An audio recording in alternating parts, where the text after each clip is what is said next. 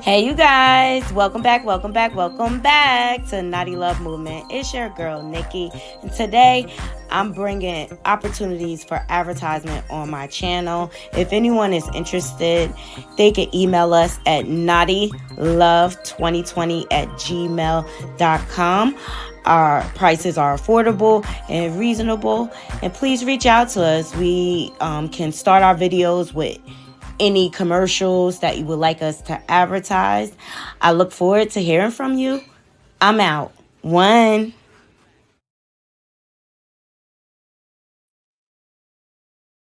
Good morning. Welcome back to my channel. It's your host, Nikki. Bring you the latest and trending topics in our vlog, my life. Okay. I hope everybody is having a wonderful, safe weekend. And we're going to jump into it today, Naughty Crew. We're going to get into Katt Williams burning down the internet. Okay, the man is still trolling. Okay, but guess what? He got everybody responding. So it had to be some truth to what he said. I think Katt Williams has struck a nerve. Okay, and we're going to get into some trending topics. But before we get into it, please make sure you're hitting that like button. And if you're not subscribed, please subscribe. Leave donations and share my content on your different social media platforms. I'm going to drop this intro, give people a chance to load up in the room, and I'll be right back, and we're going to get into the stuff. Okay, Naughty Crew?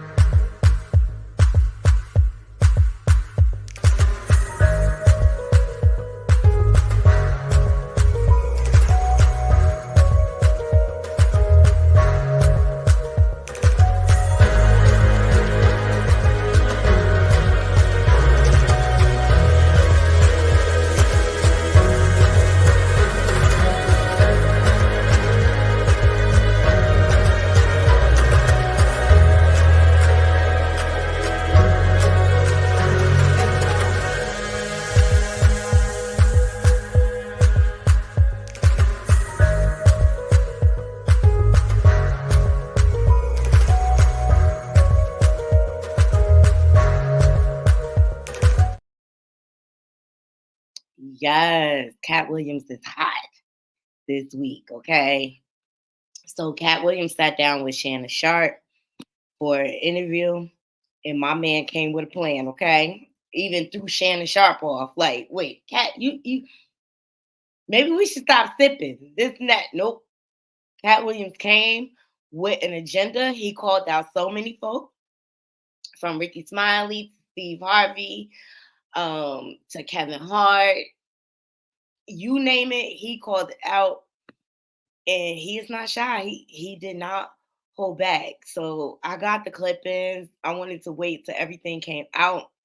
He even called out Faison for a few things, but he accused them of stealing material, accused them of being participants in the Illuminati, wearing dresses and things like that. He even mentioned Weinstein, Epstein. Oh, and I got the response, Naughty Crew. Let's get into it. First off, we're going to get into Katt Williams speaking about the Friday movie, and then I have Ice Cube's response. Here we go. Shout out to the Hip Hop Wolf. Here we go. Would you be willing to do another Friday? Cube already asked me to write it. I was supposed to have been writing it. This is what these guys are mad about. Like, we lost some great people before this movie could come out regardless. Right. And so, yes, there desperately needs to be one. But we miss John Witherspoon in a way that can't really be quantified, Right. if I'm being honest with you. And the Chris Tucker that we got now is Epstein Island Chris Tucker, not Smokey. Oh, Lord. Would you be willing to do another Friday? Okay. Cuba called out Chris Tucker and said, Chris Tucker is not the same, you guys. He is Epstein Island. Chris Tucker. Oh my God. Katt Williams went in so hard. So because of his comments that he made, hey Robin, good morning. Because of his comments that, let me tell you, everything he mentioned, it forced everybody to come out the woodworks and respond. So I'm just like, he must have struck a nerve with quite a few people. And I have Ice Cube's response. And let's see what he has to say. You know, we feel over here at the Naughty Love Movement. We like to hear all sides. What's cracking? It's your homie Ice Cube. Just wanted to address a few things. You know, everybody been checking out the internet. My man Katt Williams. You know, first of all, I just want to say, you know, we shot that movie over 20 years ago. So, you know, people have different perspectives, and it's been a long time. I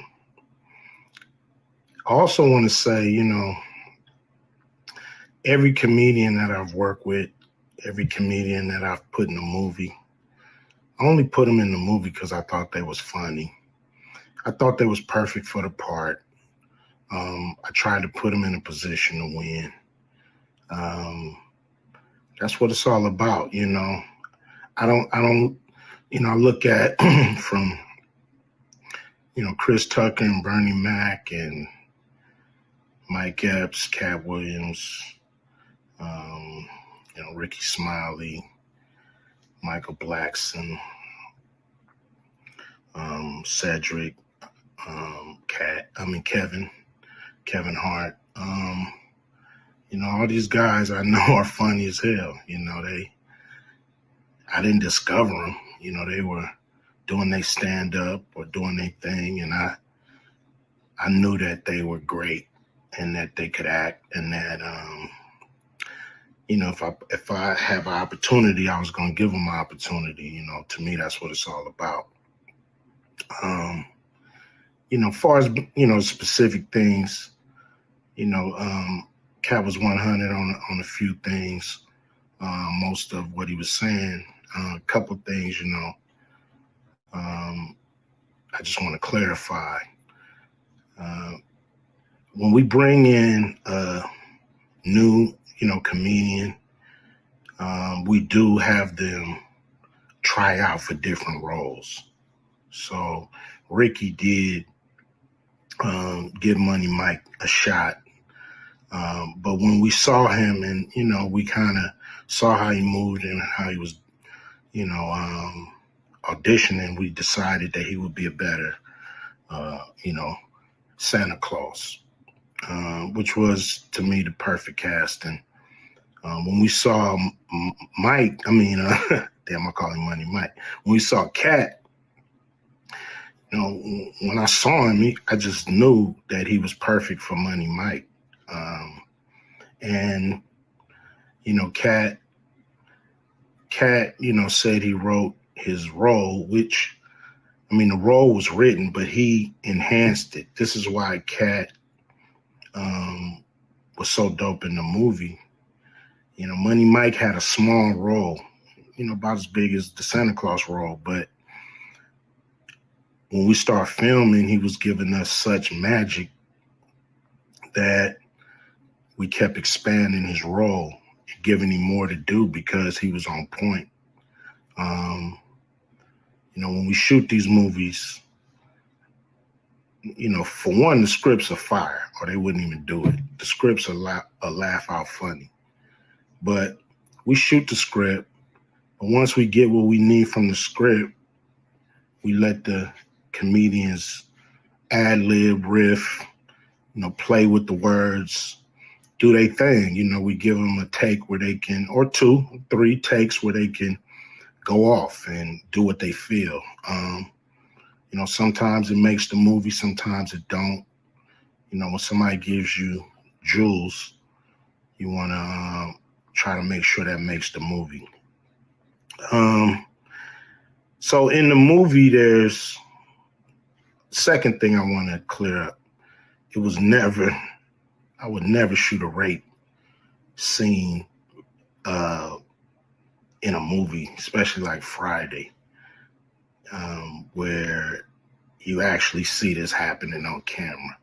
That ain't my style. If you check out any of my movies, they not raunchy. We did a movie called Players Club where the subject matter was a little raunchy, but for the most part, even that, we left it to your imagination. So the only reason that kind of stuff is in the movie is because you have 3 villains in Friday After Next. You have Santa Claus stealing presents. You have Damon, just got out of prison, sweating. Craig and Dady for the rent money. And then you have Money Mike, a pimp that treats his woman,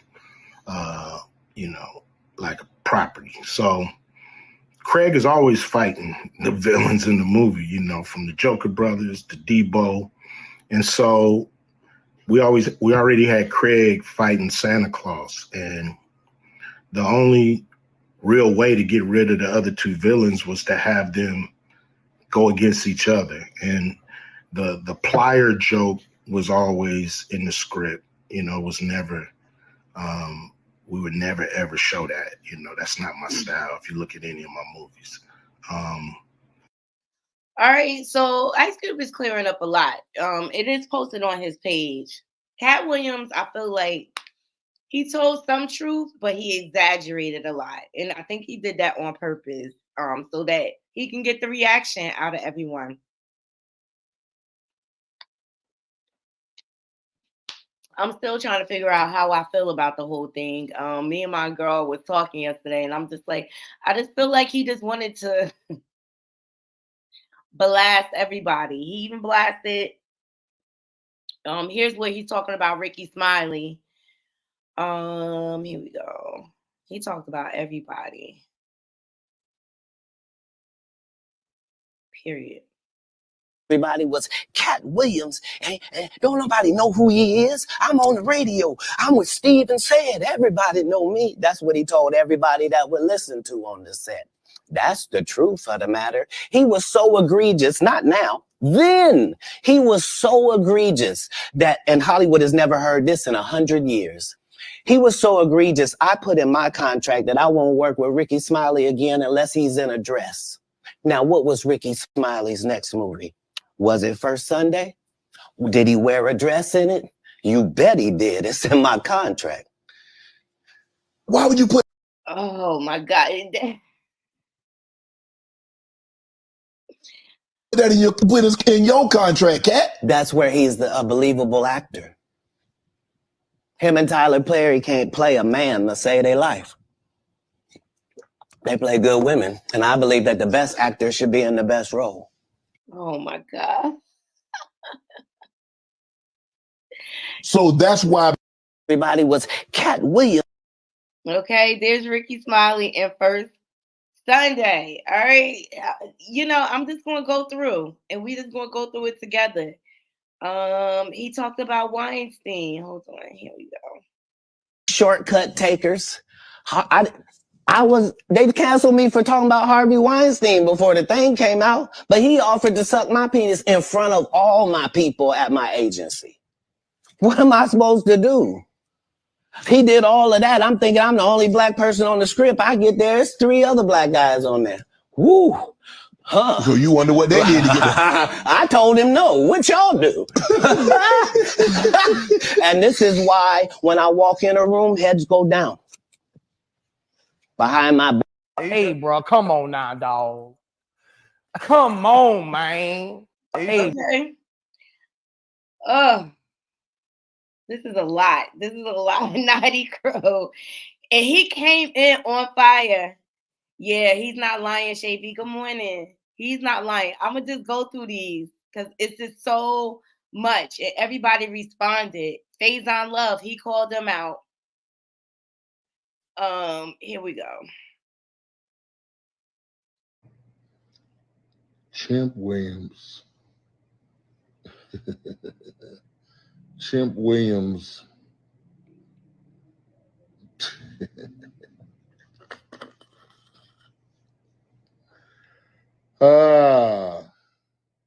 It's hard to address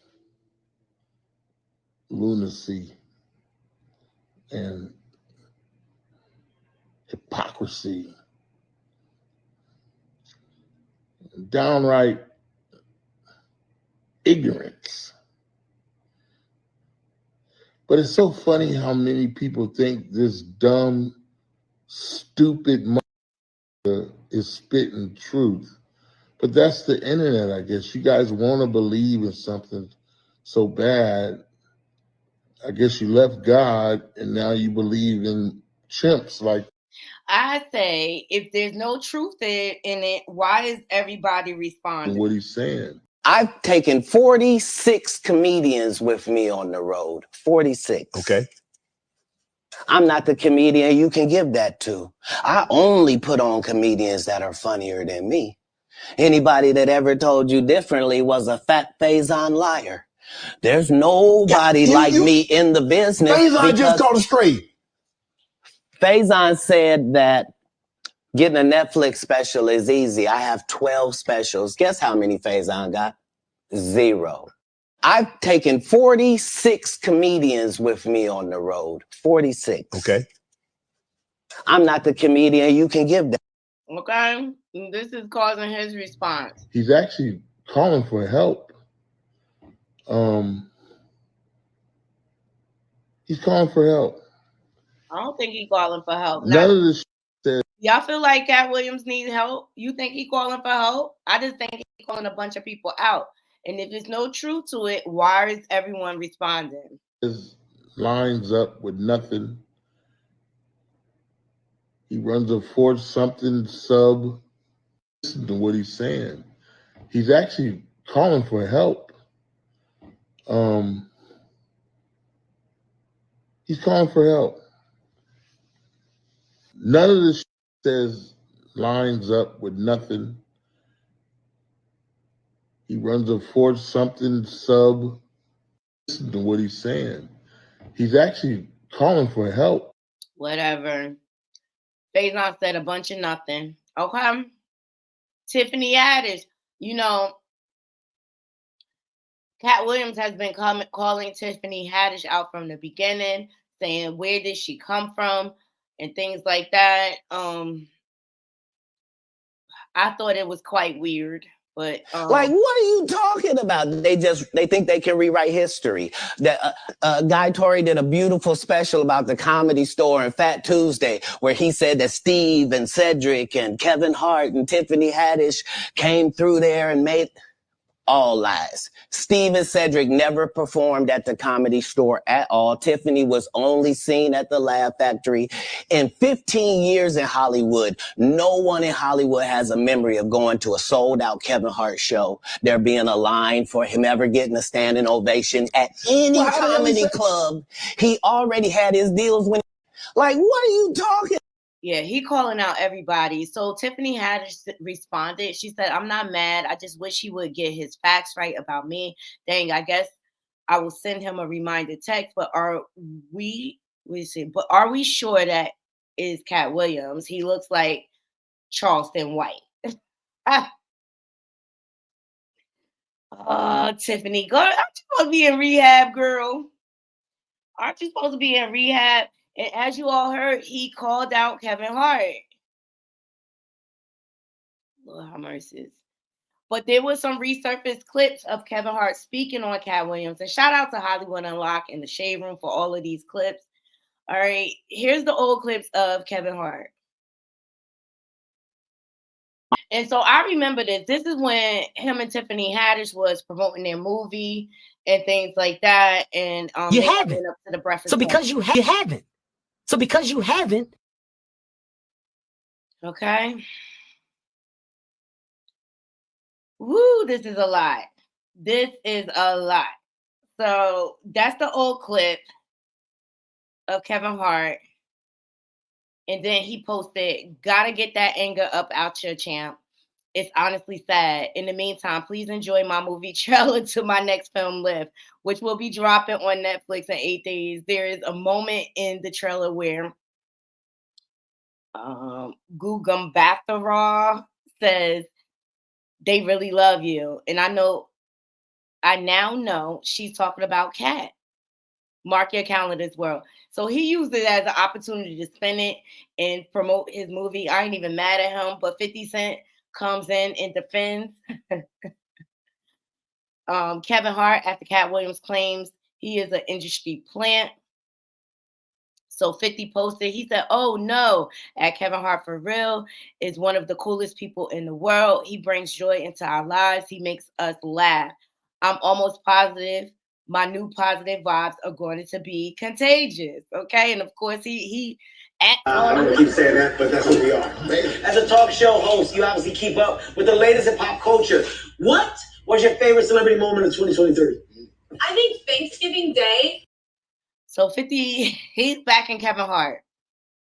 15 years in Hollywood, no one in Hollywood has a memory of going to a sold-out Kevin Hart show. There being a line. I mean, I know he sold out Madison Square Garden. See, that's what I mean. Like, he drops droplets of truth and then he exaggerates. Okay. I mean, he just did a whole stand-up comedy special with Chris Rock and Dave Chappelle, and it was sold out. It was a star-studded event at Madison Square Garden. So I mean, it's things like that that kind of make me feel like Katt Williams kind of low-key hating. Seriously. Low-key hating on folks.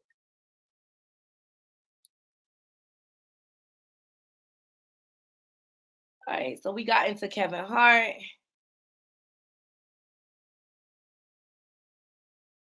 He called out a bunch of comedians about wearing dresses and how he wanted to work with Martin. And as soon as Martin presented the role and he said that he had to wear a dress, he did not want the role, okay? Because he prides himself on never wearing a dress or whatever. So the actor that did replace Katt Williams in Big Mama House 2, he's speaking out.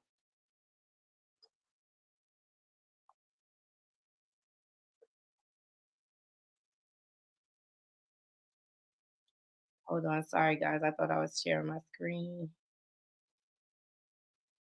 So although I think a lot of things are true of what he's saying, I feel like it's some hate.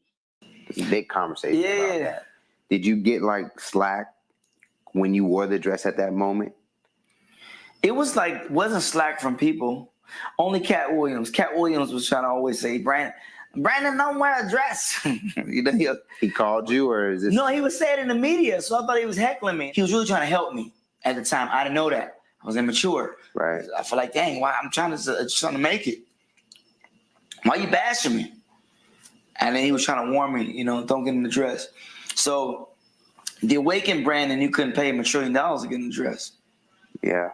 Was there like, how did they present that? Well, you knew right away you had to get in the dress. I did the scene on Lottery Ticket. Okay. That scene on Lottery Ticket. After that, they were pushing his dress on me. It was something about that scene that touched a lot of people, and I think I was too real. I think they mentioned the dress. It's a big conversation. Yeah. About that. Okay, that's him in Big Mama's House. His the actor's name is Brandon Jackson. I haven't seen him in much.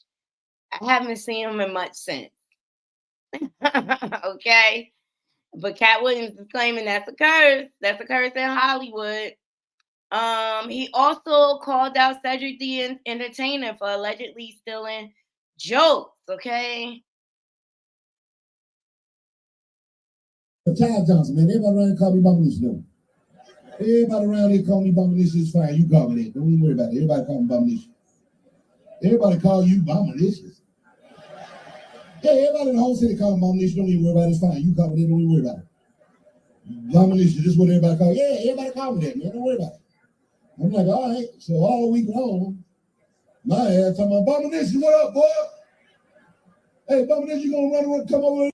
All right, so that's the joke that Katt Williams, well, one of the jokes that he's claiming that Cedric the Entertainer was stealing. Let me see. And I believe he responded too.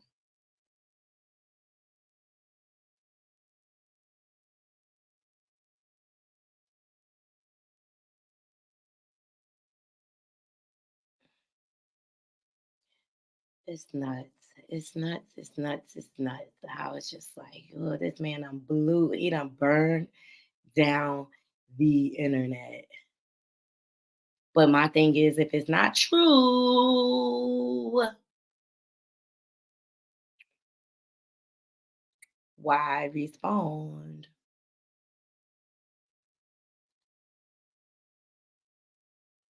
Here's what he had to When you asked him, did you steal Katt Williams' joke? Yeah. He said, it don't line up. How it don't line up that I did it on TV in 2018? You came to see me at the Comedy Store do it in 2019 and then did it on the Kings of Comedy. Like, what doesn't line up? This is a televised joke that Mark Curry helped me punch up and get to the level that it was. The same Steve that went to go watch Mark Curry do his whole sitcom and then stole everything Mark Curry had. Now Steve got a sitcom where he the principal and he wear a suit and then he gets this high top fade, making all black men think he got the best lineup in the business. And it's a man unit. Then you ask him, why you not a movie star? I didn't want to be a movie star. This the same Negro that hated on Bernie with this same thing. I didn't want to be a movie star. No, you couldn't be a movie star. There are things. Cedric new scripts in Hollywood every year. Not one of them asked for a country bumpkin black dude that can't talk good over KB and look like Mr. Potato Head. There ain't none. You would have to have range. I played a lot of characters, 60 movie roles. I'm not playing Katt Williams in there. All right, comedy specials, they're so bad. So here's Katt Williams. Damn thing with it cut off. It looked like this. You flossing in a 6-shift convertible.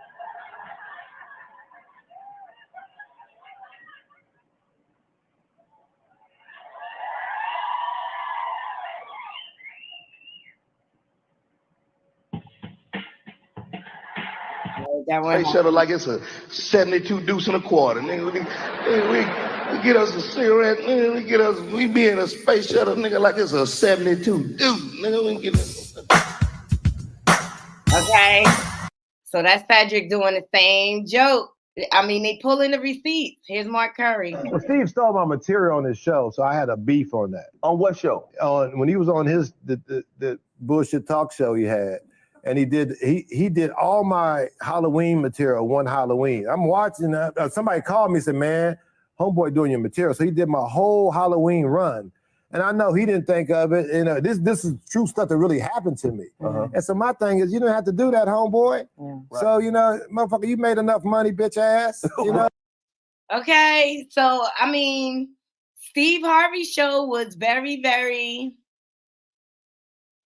close to Mr. Cooper's show because he played like I believe a principal and things like that. I think we UPS, I guess. I don't know. So I see the similarities. I do. I see the similarities in what they are talking about. So I think this is all the same thing. Katt Williams claimed that Steve Harvey copied Mark Curry's 1992 show. I do see the similarities, all right? And, after that, Mark Curry didn't go very far. We haven't heard him since. I follow him on Instagram.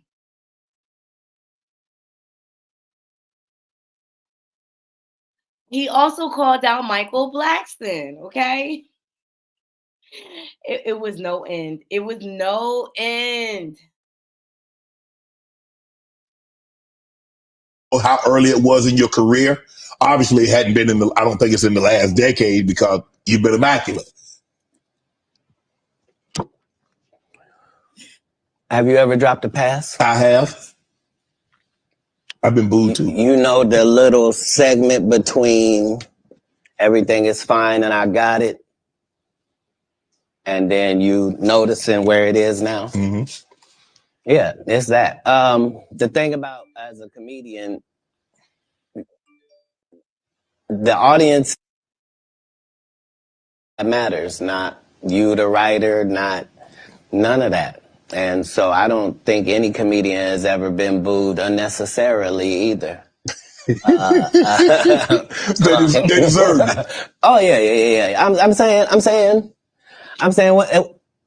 what do they say when a guy shoots the air ball in the NBA? They say air ball. Right. When you have, I mean, I don't know how early it was in your career. Obviously, it hadn't been I don't think it's in the last decade. All right, so Michael Blackson responded. He said, top 10 Black comedians alive: Eddie Murphy, Chris Rock, Dave Chappelle, Katt Williams, Martin Lawrence, Kevin Hart, Mike Epps, Cedric, Earthquake, and guess who 10 is you? Yeah, I don't know what he's saying. And he said Katt Williams is definitely top 10 comedians of all times and top 5 alive. But we all have to agree he's not the Katt of 2005. So he's basically saying he fell off. So then he said Katt Williams is a very important, smart midget ninja. He took shots at the top 10 comedians alive today. So we can all respond and make him relevant again. I can't believe this lion dehydrated leprechaun said he told me to build a school. Laughing my ass off. I only built a free school so that kids can whip your behind for free. Matter sucker. Shout out to the Shade Room for those clips. Well, he did cause everybody to respond, Naughty Crew. I mean, call it what you want. Everybody came out. Let me say hi to some of my people. Hey, James. He said he remembered hanging with Mr. Cooper. I do too. Hey, Tex Boy. Tex Boy said, glad Mark Curry is finally getting his dues from the public thanks to Katt. True. Mark was a substitute teacher. Halloween joke was on the show. Hanging with Mr. Cooper aired in 1992. Steve Harvey's show aired in 1996. So true. Now that I look at it, yes, I see the similarities. I do. I see the similarities between the two shows. And let's just say Steve Harvey just doesn't have the best reputation. I'm sorry.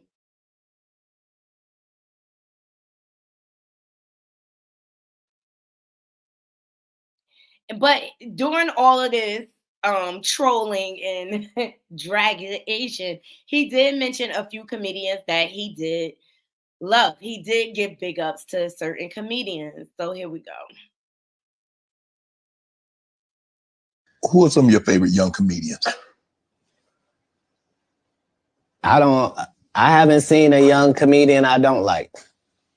If you name any of the young comedians, I'm aware of all of them, and they're all doing a great job. It doesn't matter if it's Country Wayne or Desi Banks. It doesn't matter if it's Carlos or Chico. It doesn't matter if it's DC or Just Hilarious. It really doesn't matter once we go to the young part. The young comedians are dealing with things that we never dealt with. And so that gives them more benefits, but it also gives them more chances of failure. So it's not easier for them. So yeah, I'm a big supporter of young comics. Who are some of your favorite young comedians? Okay, so he did pay homage and give credit to some of the young comedians out here. He was also asked about everybody want to smoke with Snoop, okay? You say you smoke a little weed. You ever smoke with Snoop? Yeah. I'm actually a bigger smoker than Snoop. He'll tell you that. But I don't Like I don't mix anything with my weed. I just do weed, right? So nobody has that minimum. I mean, nobody does 20 blunts a day like me for 30 years. Like I was the first person to have a weed roller, like somebody whose job it was. Like I haven't rolled a blunt in 20 years. You probably like if you go, I'm saying I prefer the saliva of ladies. Oh my goodness. No, understand what I'm saying. If for a blunt, it's necessary for it to get lit, right? And so if you had spent 20 years smoking with dudes, that's a lot of male saliva that you would have just accidentally ingested. I can't. But if I done killed her. I can't be this specimen on that. It takes the saliva of nice ladies on that. But yeah, that's all I do. You say you smoke a little weed. You ever smoke with Snoop? All right, I hear smoking with Snoop, you get the highest you get in life, okay? Text 4, thank you for your comment. In Mark's show, he was an NBA player who didn't make the cut. In Steve's show, he was a music player who didn't make it, but both became teachers. Steve copied Mark. Good point. Thank you so much. It's a lot of copying going on, okay? He also called out Ricky Smiley.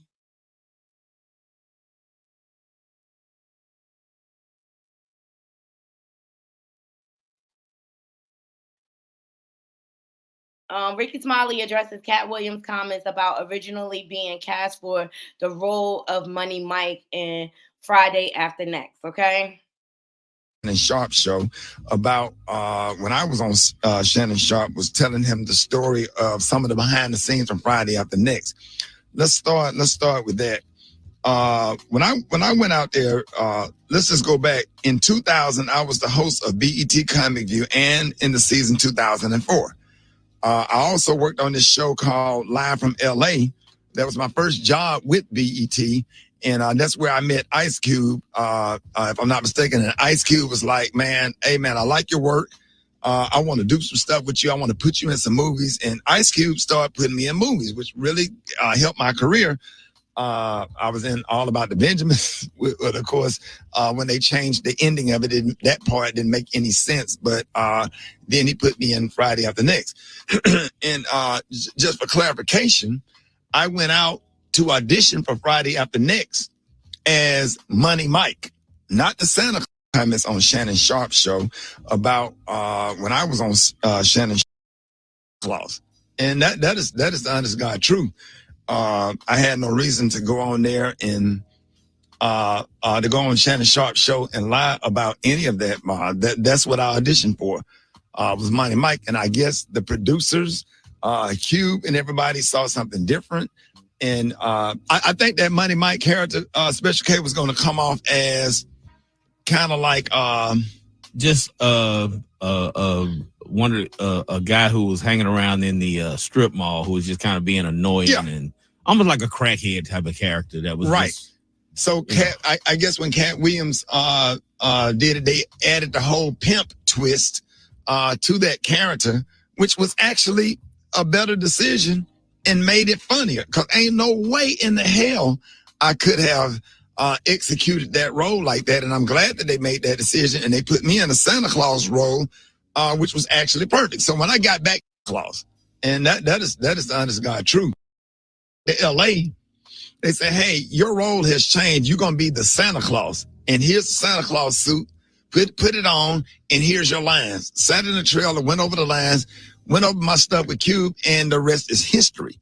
Had no reason. I just want to clarify that. Had no reason to lie about that. As a matter of fact, my manager at the time, Gary Abdo, who is still one of my best friends, who also helped start my career, and he's the owner of the Atlanta Comedy Theater in Atlanta. We got him on the phone. Just to clarify, Gary Abdo, good morning. Good morning, All right, so I feel like Ice Cube clarified this enough, and I know this to be true because, as you all know, I recently went through auditions and went for a role. But when I did sit down, they told me and all of us, like, you know, we just trying to see what roles you fit in. So we didn't know what specific role we were going to get into. We just auditioned, showed our ability, and they fit us into the different roles that they felt like we saw fit later. So that happens all the time. I don't think it was like really like a competition. It's just sometimes when it comes to the vision of whatever movie they're trying to create, sometimes certain people fit better roles. And even when I auditioned, like when I did the lines once, and then the next time he's like, okay, you can ad lib now. You can add in your own twist, your own sauce. So that's what I did. I don't understand what his beef is too much with Ricky Smiley. But Katt, you know, Katt won't be Katt. Katt is capping. Well, catting, excuse me. Let's see what else he got into. Not only did he call out the comedians, he also called out Ludacris and Diddy. Hold on. But see, Ludacris responded in a freestyle, which I don't think I could play that. Here we go. Shout out to Hip Hop DX. Who gonna turn down 50 million? Now, I've had to turn down $50 million 4 times. 4 times. Just to protect my integrity and that virgin hole I was telling you about. Right. Because P. Diddy be wanting to party. And you gotta tell him no. You got to tell him no. I did. I did. See, I got the receipts for everything I'm telling you. That's why I can say them so freely. Can I need another one? You here, get your number. Thank you, sir. Thank you. Come on. Because early on you was accusing me of being Katt, man. Yeah, it's crazy. Who gonna turn down 50 million? It's not because I can't get it.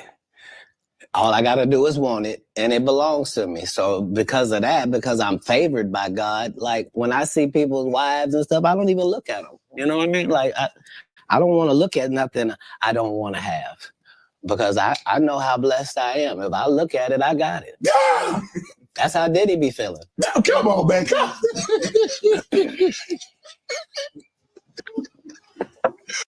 It's not because I can't get it. Okay, so he called out Diddy.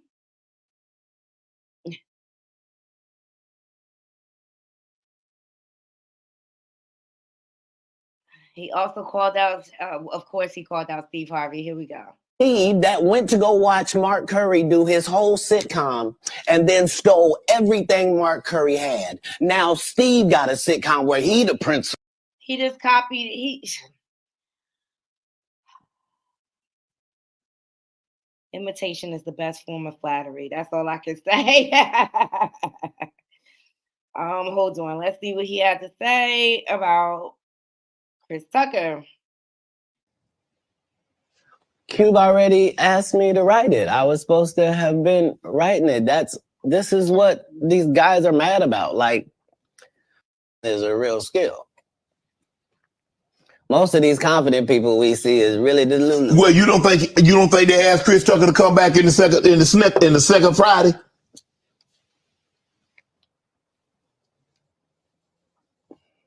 Smokey was all in Smokey. There ain't no Friday without Smokey. We all agree to that, and there's no next Friday without Friday, and there's no Friday after next without Nah, Friday. we talk about the road because you said that they don't. Here's the thing. Okay. Here's the thing. Chris was allowed to make the decision. At the time that this is happening, Katt Williams is known for smoking weed.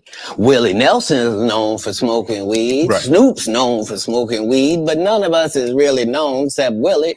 And I'm saying Chris Tucker didn't want to be the poster child for smoking weed. He don't smoke weed like that. Right. He in the church.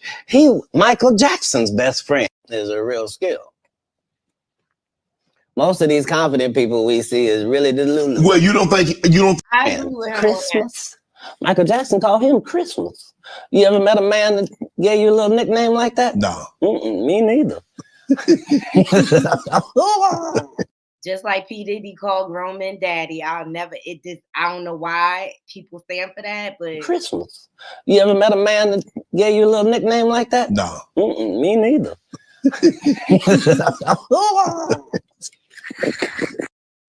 Okay, so Katt Williams burned down the internet. Period. Through all of this, Shannon Sharp did react to the interview because I'm sure he was caught off guard. Doing it, get so comfortable. He starts saying some things. Right. That, I mean, he starts, and that's the thing, Gil. I'm cool with Steve Harvey. I'm cool with Ricky Smiley. I'm cool with Ced the Entertainer. I'm cool with Kevin Hart. I know Michael Blackson a little bit, but I don't know him. I don't have his number. But I'm a lot of the people that he Earthquake, my dog. I told her Quake all the time. Now he's the guy that I talk to more than any of those guys. But do I have conversations with Steve Harvey? Absolutely. Have I talked to Kevin Hart? Yeah, been to Kev's house, checked his car collection, and just saw him at an event the other night. So I have a personal relationship. I'm not saying we boys, they come to my house and I go to their house, but we have a friendly relationship that we cool. And so my thing is, I'm like, well, that's the hardest part because he's saying things about people, and I'm like, man, because when you're doing an interview and the guy gets so comfortable, he starts saying, I say the best thing for me is just to be Switzerland, stay neutral, ask the questions, and then I'm gonna let the viewing audience. I'm not taking a side. I'm gonna let the viewing audience take their side. Cedric has already responded. Michael Blackson has responded. I don't know if Katt's gonna respond. But it wasn't that Faith, one of our faithfuls said that damn Laportier is true, sir. Katt took one sip. Nah, no, actually, we got Jordan can tell you, we should have had the cameras rolling when he walked in. Oh, he was going already. And I say the best thing for me. He came in on one, Naughty Crew. That's it. He came in with an agenda. And I think he got his point across. I think Shannon Sharp did a good job of navigating that and staying neutral. And just look, everybody came out and responded. So let me know in the comments how you guys feel about what Katt Williams did. I feel like he exposed a lot.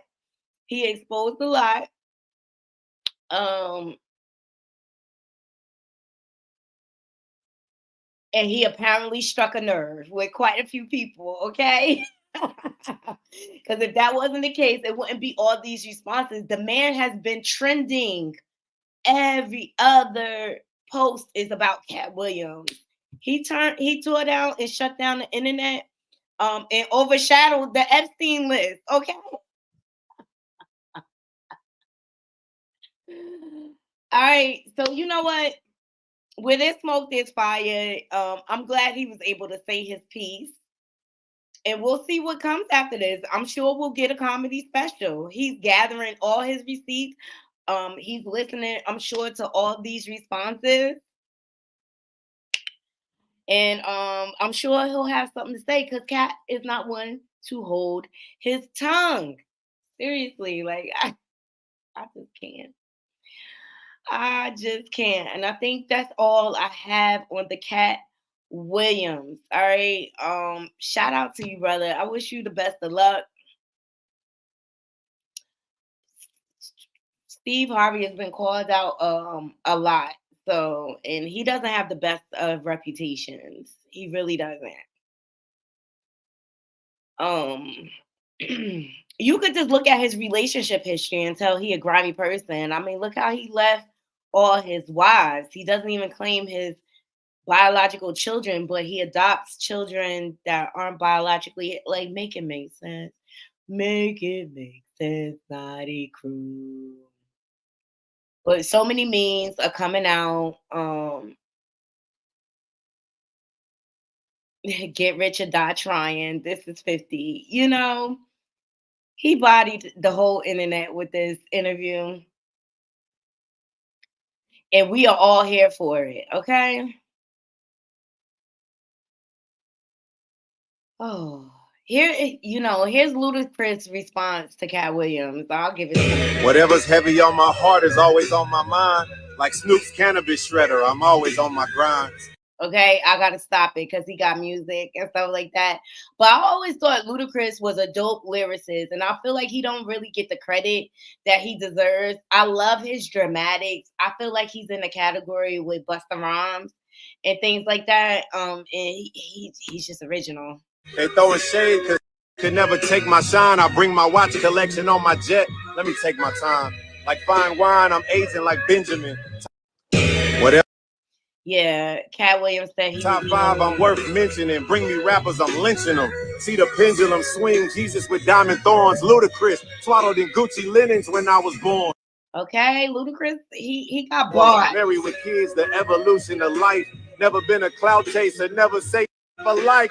And he has not. He has not. He has not been a clout chaser. He gained his stripes honestly. And quite frankly, Luda's a solid dude, if you ask me. But I always felt like he didn't get his credit in hip hop. But I was so happy when I seen him because I love the Fast and Furious. I love that whole franchise. I was so happy when he joined the franchise. I just thought he added a whole nother element, and I just really believe he's dope.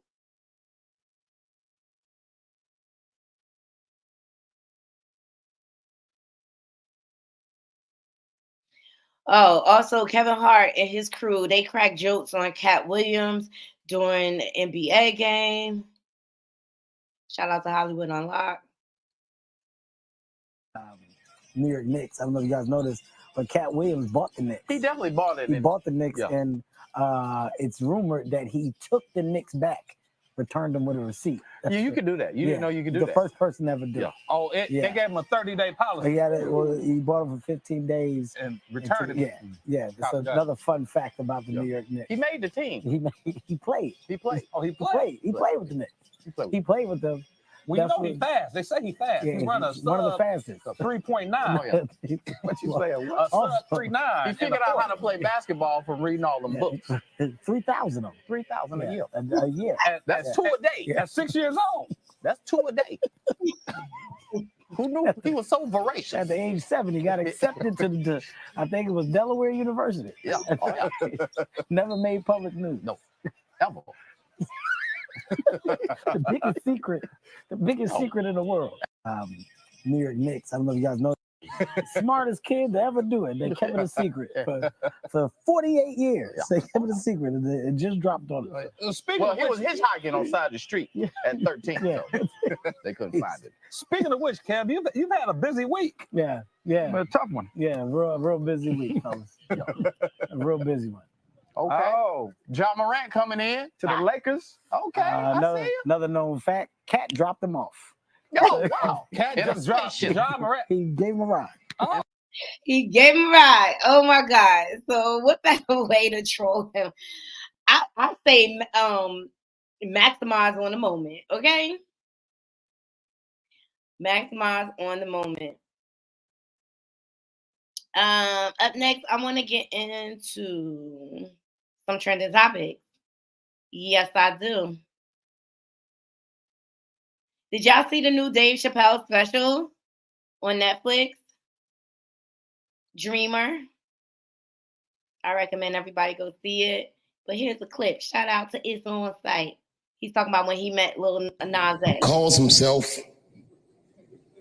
Little Nas X. I met this nigga at a party. I had no idea who he was.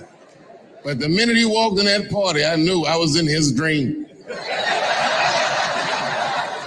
Everybody in the party was another dreamer. Everyone was famous, but when that nigga walked in, he was dressed like C-3PO. He was shining.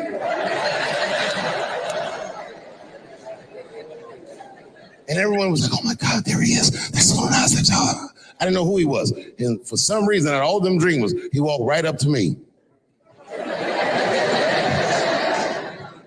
And he said, I tried to get you in my video. I didn't know what the fuck he was talking about. I said, what? I said, what? What video? And he just looked at me like, you know what video, and walked away.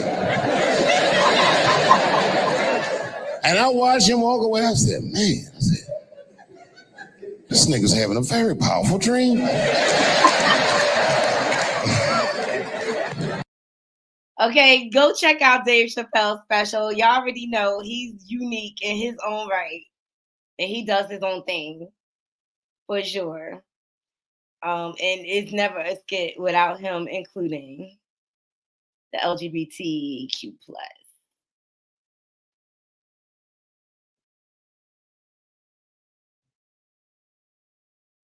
So actress Sanaa Lathan, she came live and she shared a very real moment. It just it kind of humanized her for me. Here we go. I'm about to go to the gym. It's 2024. This body, I have got to get this body together. I don't know what I've been doing. I have not been working out. I've been eating. I don't even know who this is. I don't even know. So I called my old trainer and I'm starting today. It's January 3rd, 4th. Anyway, anybody want to join me? I'm calling this Operation Get Snatched because I'm tired of hiding and wearing the big baggy clothes to hide all the lumps and the bumps and all that kind of stuff. So anyway, also it's about getting healthy and feeling good. So love y'all. Put hashtag Operation Snatched in your caption if you want to join me. Mwah.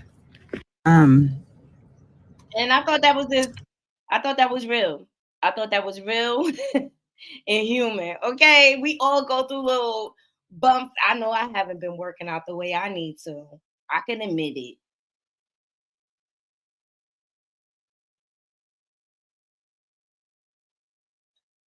All right, actress Erica Alexander. She is from Living Single. She is sharing her excitement over possibly being up for an Oscar, which I thought this was a great moment for her. All of these years in this business, thank you. All of these years in the business doing great work. How does it feel now to have them have you on the short list of people who may walk home with an Oscar? Well, let's go, baby. Thank you, baby. It took me 40 years to get to that short list. Yeah. Next year it'll be 40 years, and it just shows you that, like Shirley Ralph said, you don't give up on your dreams and you keep working toward them. But you have to also work hard and maintain quality. It really matters, and stay encouraged, because you can be encouraged to death and not get anywhere. So I'm very happy to be here. Trust me. So I've got to get deep on you, because last year you went to the Oscars and you were dropped off at the porta potty outside the building. No. At the it was the Independent Spirit Award. Yes, I was. I'd been invited to sit at someone's table. Yeah. And if you don't have the proper, credentials, you can't get through. And so he dropped me off on the highway, and I walked across the sands, took off my shoes, went past the porta potty, put them back on, put on my smile, and acted like I got off with everybody else. And now you're nominated for an award at that same show. So I think that's dope. I hope she gets the award ultimately, but I still think it's a great honor, even though she is just nominated. Hey, everybody. Kurz, thank you for joining. I appreciate you, Queen. I appreciate you. So there's a lot of good going on. It's a lot of good going on. Now, Rihanna recently had an opportunity to meet up with one of her fans. It was just a strange. Rihanna, she had apparently met a fan when she was a little girl, and she's all grown up, and now she had a chance to meet her, and she didn't realize it was her. See, this is her reaction. Like, that's you? And that's her as a little girl when she met Riri. And this is her grown. I just thought that was a full circle moment. This is how family members, when they haven't seen you in a long time. So I thought that was dope. Riri's been in the game for a long time. And I really, really, really miss her. Wish her the best. So Jonathan Major is due to interview on Good Morning America tomorrow for the first time since the verdict. So I'll be looking for that interview.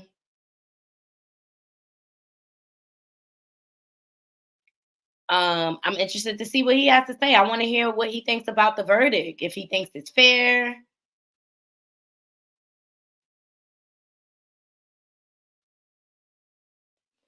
All right. Congrats are in order to Ja Rule. He reveals he just signed a new music deal, potentially worth $100 million. So he posted, just signed my new label deal, potentially worth $100 million. Thanks for the love and to the haters. And I'm sure that's aimed at 50 Cent.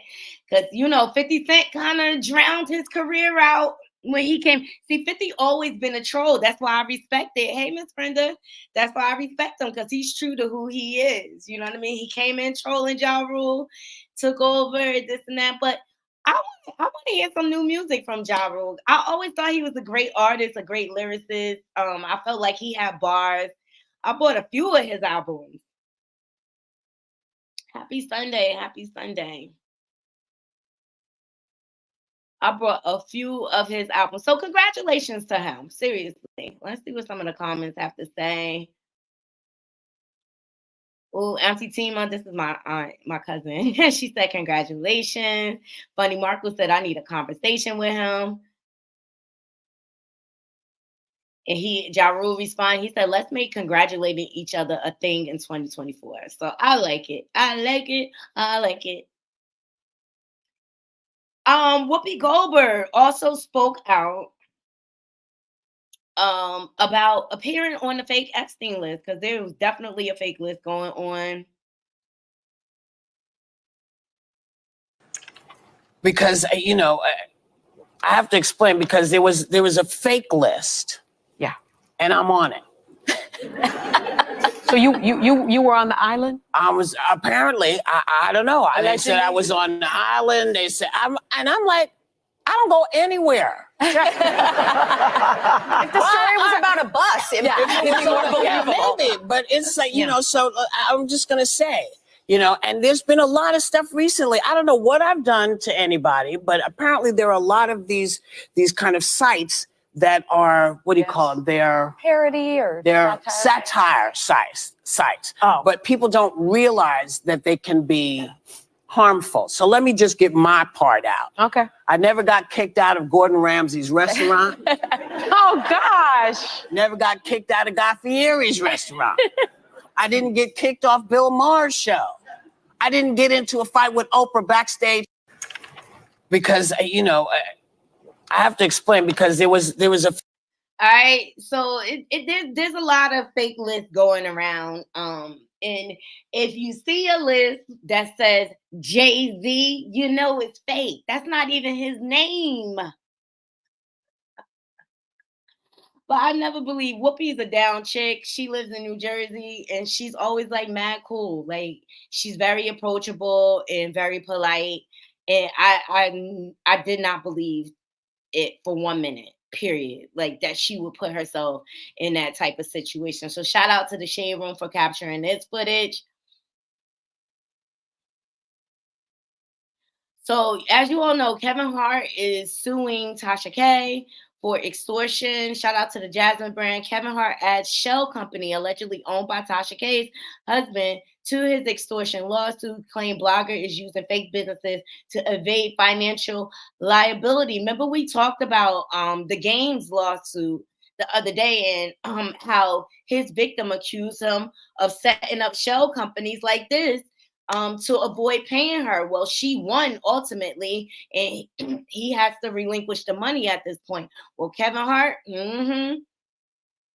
he decided to do the same for Tasha K. So he's not joking around about the legal battle with YouTuber Tasha K. A new court filing reportedly revealed that he added a new defendant to his defamation and extortion lawsuit to ensure all of the media personalities' assets are on the line. So as previously reported, 44-year-old Kevin Hart is currently suing entertainment commentator Tasha K, real name Latasha Kebe, for allegedly attempting to extort him for $250,000. So in the suit, the Central Intelligence star claimed the member of Tasha K's team contacted his team and warned them. And you know who that member is, disgruntled employee, Chelsea. The one that got fired. Remember she was going around saying she was going to do her big one? Here it is, okay? Shout out to Storm Monroe for connecting that. On because when he was like, look, this all happened. He broke down the timeline and everything. Be careful who you cross. But this is my major thing. If she would leave Jason Lee and write a tell-all book, what you think she gonna do to you, chick? Okay, of course. She gonna be bitter. Yeah, so a member of Tasha K's team contacted him and warned them they would be releasing a damaging interview about Hart starring his former assistant, Misha Shade. A teaser of the sit-down has garnered over 151,000 views on YouTube alone. So the full footage is on her website.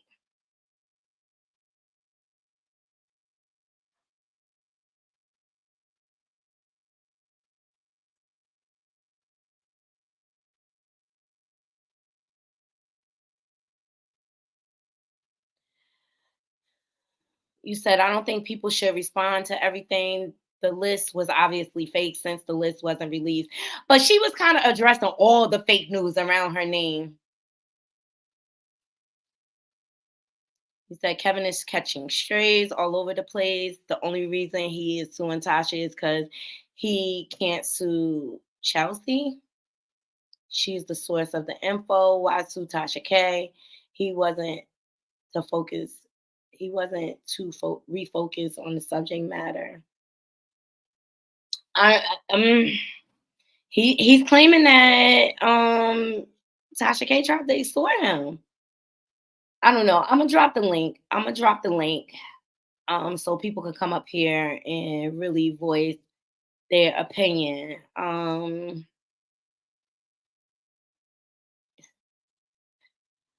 I love Darren. He gave his point of view. Just know when I send you this, I'm about to let the cat all the way out the bag. Nigga, I'm telling everything. Ain't no secrets. Cat didn't even let us buckle up or prepare ourselves, so he just let the cat out the hat, didn't he? I said, now when the Dr. Seuss is going on here? I knew it was up when you sat down with Shay Shay. I said, yeah, this nigga got a lot to say. Oh, Cat ain't come to play, starting with Steve's toupee. Now, I could have went the rest of my life without knowing Steve was wearing a weave. He said, you and your wife be both shopping at Sally's Beauty Supply for gots to be. I said, he gots to be telling the truth. Shut your mouth and keep on talking, Cat. He just said something about Michael Blackson, Ricky Smiley, everybody. He even brought up the cast of Friday. I said, now what Big Perm got to do with this? I mean, Big Worm. He said, the reason why your big ass never came to a neighborhood near us because you had ate up all the ice cream before you got. Well, maybe I said that, but anywho, that ain't the part that behooved me. What behooved me was everybody else was acting shocked that Cat had so much to say. I tell people all the time, if you want to survive a podcast, rule number one, don't drink up the alcohol. You sit down and slurp up that alcohol, it turns into a tell-all. If you notice, the more shots he took, the more shots he threw. I said, oh, I hope that bottle is through. Take the bottle from him, Shannon. Neither mind, y'all don't watch nobody's full podcast in its entirety, but Cat is so damn funny. I watched the whole thing. I was mad when the credits rolled. I said, Shannon, you ain't got no more alcohol back there. Bring him another bottle. Just know when I send you this, I'm about to let the cat all the way out the bag. Nigga, I'm telling everything. Ain't no secrets. Words to live by. I love it. I love Darren Fleet. And here's his comment. He does stand-up comedy. Let me see if he's going to be in New Jersey because I would love to see him in person. Oh, it looked like he's going. No. Oh, he going to be in New Brunswick on the 18th at the Stress Factory. Hey, Buck, I see you. Oh, child. I'm going to try to get me some tickets because he is hilarious. I'm going to try to get me some tickets. Hey, Buck. Hey, Kim. I saw Kim. Yes. Ooh, I hope y'all all feeling okay on this Sunday. Just a recap, we got into the whole Katt Williams, cat out the bag debacle and how he exposed everybody, okay? And now we're doing trending topics.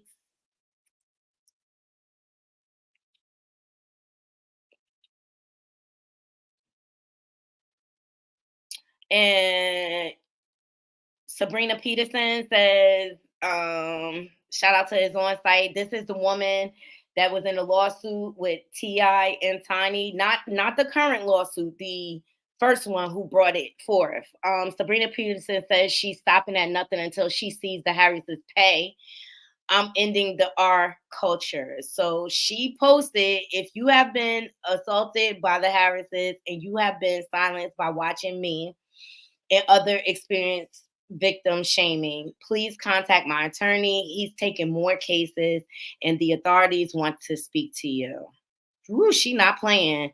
She's saying she's preparing to file for other survivors in the coming weeks and months. If anyone was SA'd or R by Clifford and or Tamika Harris in the state of California from 2009 to present day, you have until December 2026 to file a civil suit in California. Just like the ASA in New York, the Adult Survivors Act, provided a 1-year look back window. California has established a 3-year look back window. So we should expect to see more lawsuits coming forward, Nighty Crew.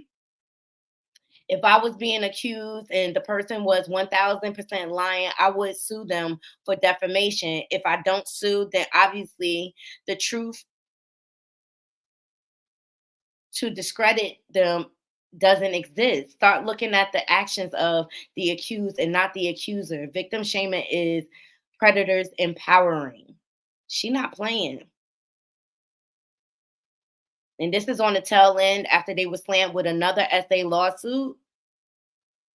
Okay, and the victim is she's saying allegedly she was drugged and SA'd by the couple.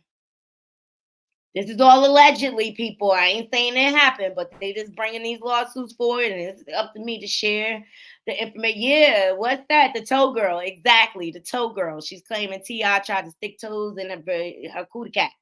And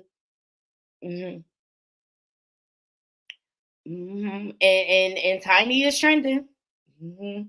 Tiny is trending.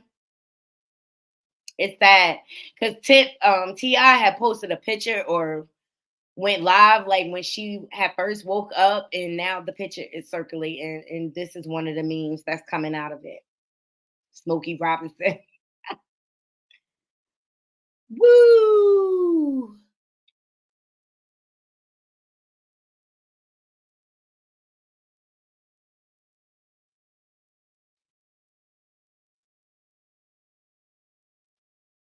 So I want to get into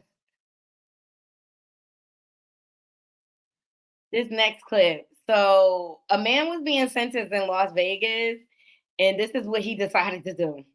It's time that he gets a taste of something else because I just can't with that history. In accordance with the laws of the state of Nevada, this court. Hey, whoa, hey, whoa, hey,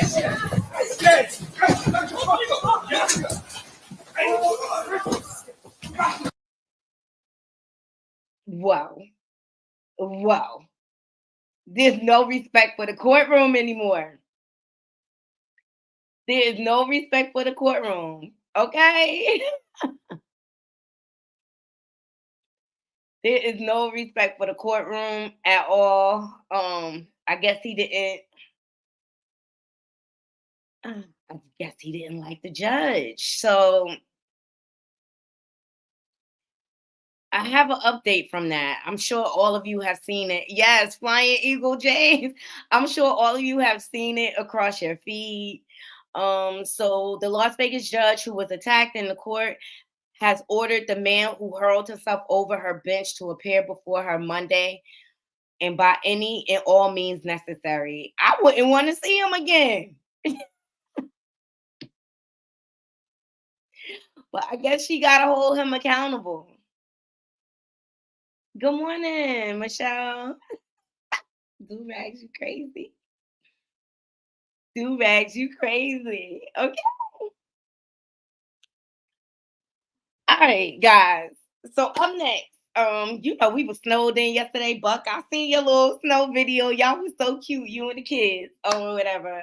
We were snowed in yesterday. And as you all know, Gypsy Rose Blanchard, she just got released from prison. For those of you who don't know, her mom, she was a victim of Munchausen by proxy syndrome. Her mom had it, and her mom made her suffer for years. Okay, years, right? And causing her to have unnecessary surgeries and things like that. Feel bad, but she got so desperate that she plotted to delete her mom. And she was just released on parole this past week. All right. And she also has a special, it was a 3-night special on Lifetime that I just watched, and we'll get into that. But she spoke with she sat down with NBC News or CBS News, and to give a little briefing. This was a day ago. Here we go. ABC News. My bad.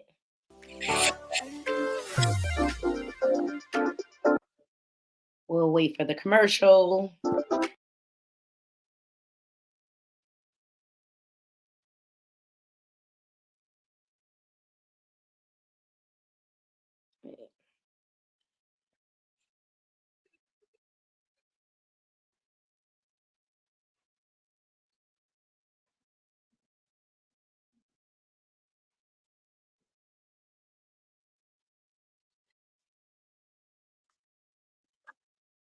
Okay, here we go.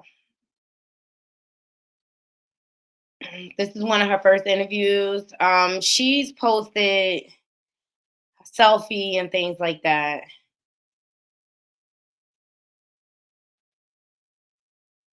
At that age, I really didn't understand why my mother was moving us from place to place to place, or why at certain times we didn't have a place to live. But it really kind of showed me that all I really had in my life was my mother. All right, that's a snippet from the Lifetime series and specials. Do you miss your mom, Dee Dee? Yeah, I miss my mom. When you look back, do you think there are ways that this could have been handled differently? Absolutely. Absolutely. I look at things in hindsight, and I realized that there were other options besides murder, but I was so sheltered that I couldn't see them at the time. She's the face of one of the most shocking crime stories in memory. This is the house where Claudinia Blanchard was found stabbed to death. Gypsy Rose Blanchard, portrayed by her mother as a chronically ill girl, unable to walk, with that signature baby voice. But it was all a lie. Her mother, Dee Dee, was actually the one who was sick with the psychological disorder Munchausen syndrome by proxy, where a parent seeks attention through their child's made-up illnesses. Your mother controlled so much. Many people just can't understand why you didn't just get up and walk out of that wheelchair. You weren't sick. It's mental, it's emotional, it's physical.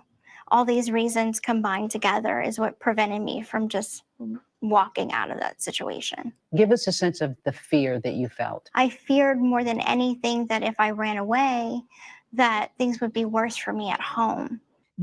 You know, and her mom had a psychological hold on her. And that's all a part of it. Yes, it's so sad, you guys. That's all a part of it. And it just got to the point where she just felt trapped and she didn't have any other choice. And, you know, her mom didn't have anything going on outside of her. She had made Gypsy her whole world. Gypsy becoming the mastermind in her mother's slaying after a lifetime of abuse. I actually didn't even want her to be killed. I just wanted out of my situation. And I thought that that was the only way out. So I think that there is this judgment on me that I killed my mom because I hated her, and that's not true. At age 23, she pled guilty for the role she played in her mother's brutal murder. Guilty. Stabbed 17 times by Gypsy's then boyfriend. Now, after nearly 9 years in prison, she's a free woman. Are you ready to join the adult world? I am. I think that I have gained enough life experience behind bars. Speaking on camera 1 week after walking out of a Missouri prison on December 28th. When you look at these pictures now of Gypsy Rose, do you recognize her? I don't. Like, I know that it's me, but at the same time, that isn't me anymore. In many ways, this is not Gypsy's second chance at life, but her first at 32 years old with a new husband and a social media star with millions of followers.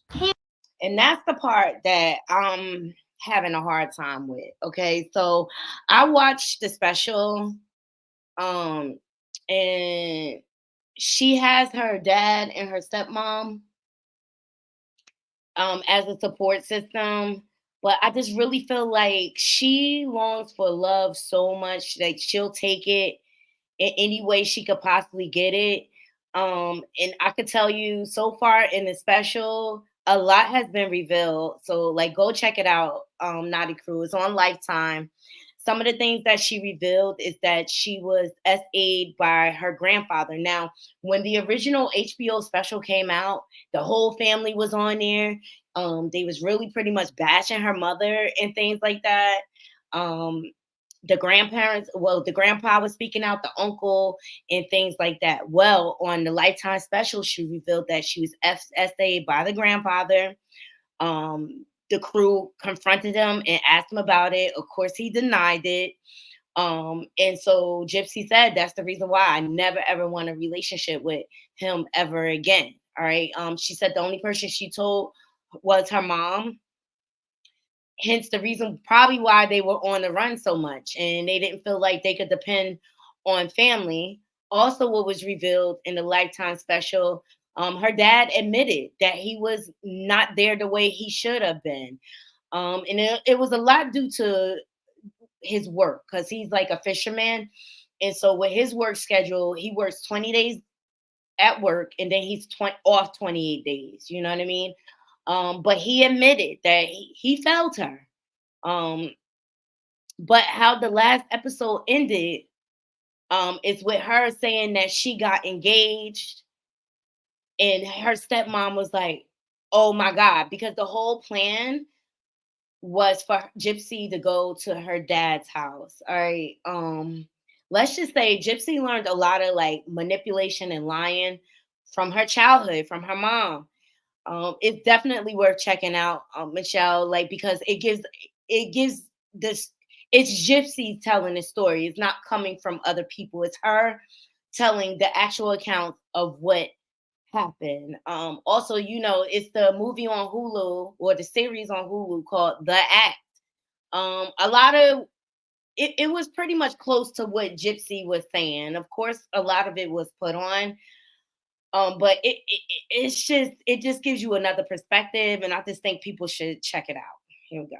Hey everyone, this is Gypsy. I'm finally free. Gypsy's first TikTok going viral, posted just days after her release. You're trending on TikTok, people saying things like I'm tipsy for Gypsy. How do you explain this? I honestly, I don't know myself. I consider myself just a normal woman, but I think maybe my story resonates with a lot of people. Her allure bolstered by documentaries and by Hollywood, portrayed in Hulu's award-winning miniseries, The Act. My mom is my best friend. All she wants to do is keep me safe. Gypsy! So many people are embracing you out there. Do you feel any conflict with that? You've got fame, even though you participated in a murder? Of course I feel conflicted. Like, how do you guys feel about that? Her getting all this fame when she just got released. I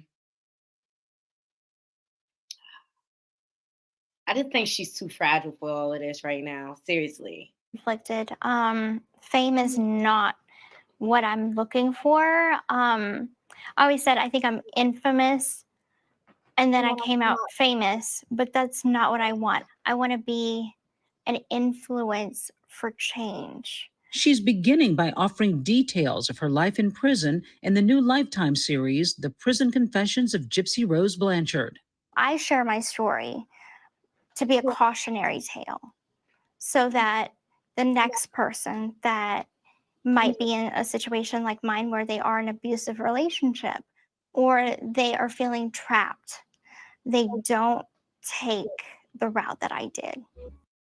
Okay, that's great and all. Naughty Crew, I posed this question to you. Now, her boyfriend that actually did the deed, he received life in prison, and she received 10 years for assisting and planning it. How do you feel? How do you feel about him ending up with life in prison? Because he had mental illness, he had mental issues as well. Y'all let me know. Are we still on? By the time she was 8 years old, life for Gypsy was nonstop pills and procedures. She was confined to a wheelchair. Where are you going today? I'm going to Children's Mercy Hospital to see my dentist for my teeth. My mother told me and told the doctors that I had everything from leukemia to muscular dystrophy. Paralysis from the neck down was one of actually in the medical records. Okay, and that's another part of the Lifetime series. The doctors spoke out. And let me tell you, not a crew. They're trying to cover their behinds. I believe Gypsy has a lawsuit against the medical community and things like that.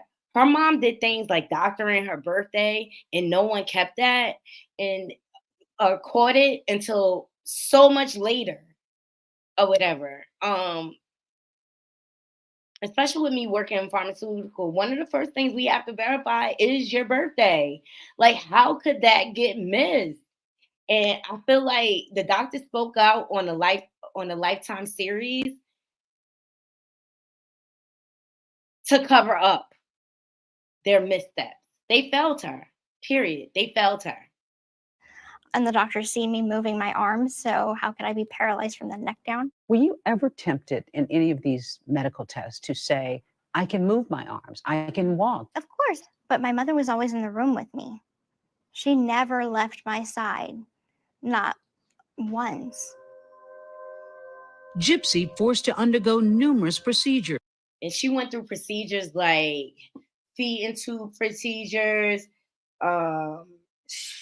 She had her saliva glands taken out. Affected by all that you went through. I did see a doctor in prison, and I'm completely healthy. Like, I have no health problems whatsoever.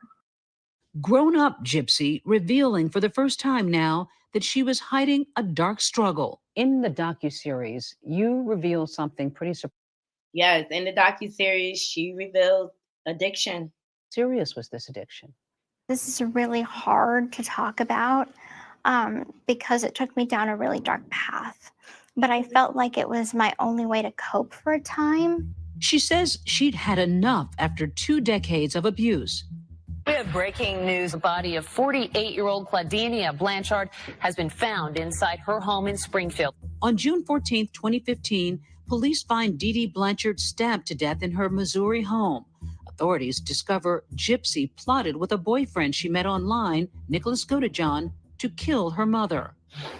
Your mom's dead. Wait, She's deceased, all right? Now, what I want to ask you, did you have involvement in this? No. The two even having sex in the next room near her mother's body. Gypsy would eventually plead guilty to second-degree murder. Godejohn was convicted of carrying out the stabbing death and sentenced to life in prison without the possibility of parole. Gypsy now revealing that drugs played a role that night. Did your addiction have any connection to this crime? I think a part of it did. I would get high to stay numb, to not feel emotion. So when you made this decision to take part in the killing of your mom, were you high? Yes, I was. I was actually arrested with the pain medication in my bag. And do you blame that for your decision? No. I don't blame drugs. I don't blame anything. I don't make excuses. There's no excuse for committing murder. Your former boyfriend, Nick Godejohn, is serving a life sentence. Mm-hmm. Is it fair that he is incarcerated for life for killing your mom and you're out? Well, I'm sure that we both have a lot of regrets. All I can really say is that I did my time. He's doing his time for his part. And I wish him well on his journey. Strange as it sounds, Okay. she says prison. How do y'all feel about what she's saying? Hey, Swirl Game. After all, she still was my mother. No matter what she did to me, I wish that I could go back in time and change things. Was she a monster? I don't believe my mother was a monster. I want people to know that she had mental illness. She had a lot of demons. Okay, so she, that's Gypsy's herself. Ooh. Yeah, Munchausen by proxy. This is her new husband, which I'm like, yes, AT2. It is so good and it reveals so much. It reveals so much. And see, now I don't want to give it away on AT2. But like, I find it strange that she's already married. I find it strange. It's weird. And this dude looks weird. Like, you couldn't get nobody that was free?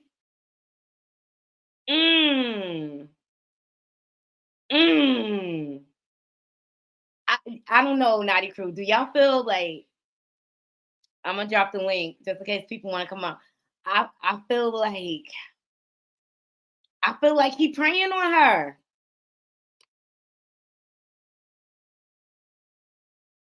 Hey, AC2. I feel like he preying on. I don't like this, and the way her stepmother responded.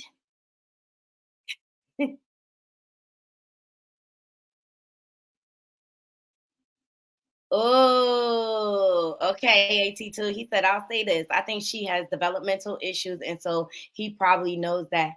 I feel like she's still trying to chase that fairy tale, that Prince Charming fairy tale. Hey, Curves. Hey, Naughty. What's good, crew? Happy Sunday. Happy Sunday. Thank you for joining. What are your thoughts? Of course. This has been excellent. I didn't get here for the whole 77 minutes, but I came in around Katt Williams. And yeah. So, but girl, we can start with this little girl right here. This Yes, Gypsy yes. Rose. Look. You know I spend time on level 8. Something's wrong. How is she already married? How did her mom afford all of those surgeries? Why does she so flippant about, well, we both made decisions? Bitch, he only did it because you talked him into it. And now we both have to live with it. I served my time. She's selfish. IMO. At first I was like, but the whole thing, wait. So I think they both should have went to mental institutions. Let me say that. Because they crazy, obviously. I don't know that putting minors that have been abused and traumatized straight to the jail was the best thing for her. I hope she was in some kind of facility getting some kind of help, right? And for him, why is he in the jail when they just prefaced the conversation saying he had mental issues? He needs to be in the mental facility because he believed her, carried out this heinous crime, then had sex with her in the next room. She gets 2 days and he in there for the rest of his life. That is not the way it's supposed to go. And she already married. So you're right. When did she meet old boy that she's already married to?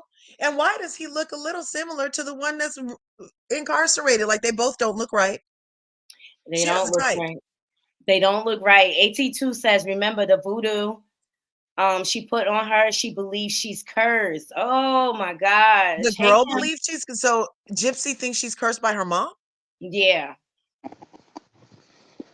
Well, that's what happens when you are involved in the murder of your mother. You probably do curse your life a little bit. I know, but I have a real problem with her being married. I'm sorry. I find that crazy. Like, give yourself a chance to live. Like, you're going from one prison to another prison to now marriage. You know what I mean? Right. And I feel like that she set herself up to fail. I'm sorry. And Or what's up with setting this herself up guy to have looking for another women in reason to prison? get out from under somebody. Mm-hmm. Because she has a Mm-hmm. support system. She did not have to get married. Her father and her stepmother had a room prepared for her, and they were ready to support her through life. Where does she even meet old boy?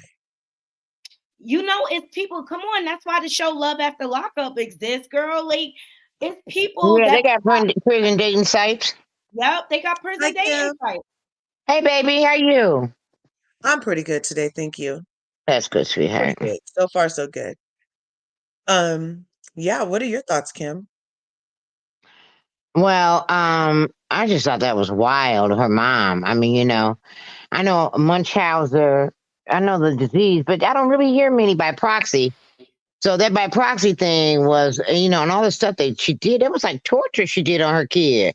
How could you? I Mm-hmm. mean, can you imagine seeing your kid? You know, okay, so those St. Jude commercials, you see how the people talk about the kids Yeah, oh my gosh. with real illness, right? And how Mm-hmm. you could tell they're going down and all the rest of that, just seeing their kids suffer. And they can't do anything about it. Now here's this lady, and she's making her kids suffer at her own very own hands. She must have been. I hate to call the woman a monster, but she seemed like she was a monster. Okay. She definitely was, because she would tie her up. Like, if she disobeyed her, she would tie her up and not feed her for days at a time. And I know, Curves, you had mentioned, like, how did she pay for all those surgeries? She was scamming the system. She was on Medicaid. She was getting she was getting disability for her. This was a whole scheme. That's why she didn't want to let Gypsy go, because her whole world would collapse, because her whole world was centered Oh. around the financial dependency that drew from Gypsy. So she had her on SSI and all the rest of that, and She so had her because on she was her everything. guardian, she was getting that money. So Exactly. it was a money grab. Exactly. Because in court, they revealed all the schemes, the Social Security, the disability scheme, how she changed her birthday multiple times.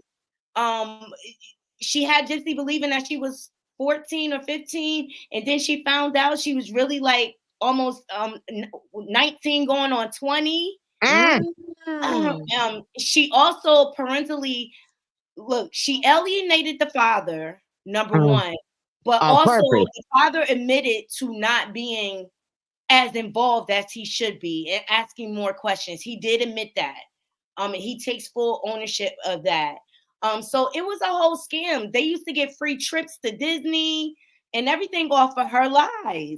Whoa. Also, their whole house was built off of Habitat of Humanity, because they were victims of Hurricane Katrina. Mm-hmm.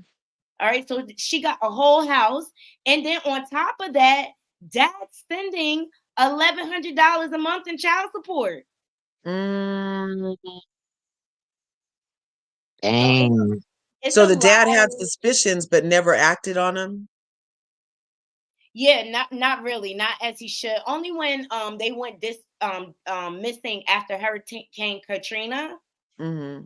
Him and his wife like were on a crusade trying to find him, because he just didn't know where she was at all. And then finally they popped up in Missouri. Mm. And that was Yeah, probably that's her just too purpose of weird. alienating him too, so she can hold him at bay, so he really wouldn't find out the short and the tall and the long and the skinny. That's the whole He said he situation. really, yep, he said he really got suspicious because he reached out and called for her 18th birthday or whatever, and mom wouldn't let him speak to Gypsy because she didn't want her to know her real birthday. Oh. She was a monster. And She he was. said they will call like for holidays and ask Gypsy like, what do you want? And Gypsy will always be like, I just want love.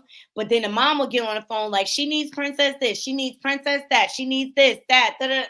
Always driving the narrative. But she made Gypsy believe that her dad did not want her. Because that's what those people do. They isolate you so they can have complete control over you.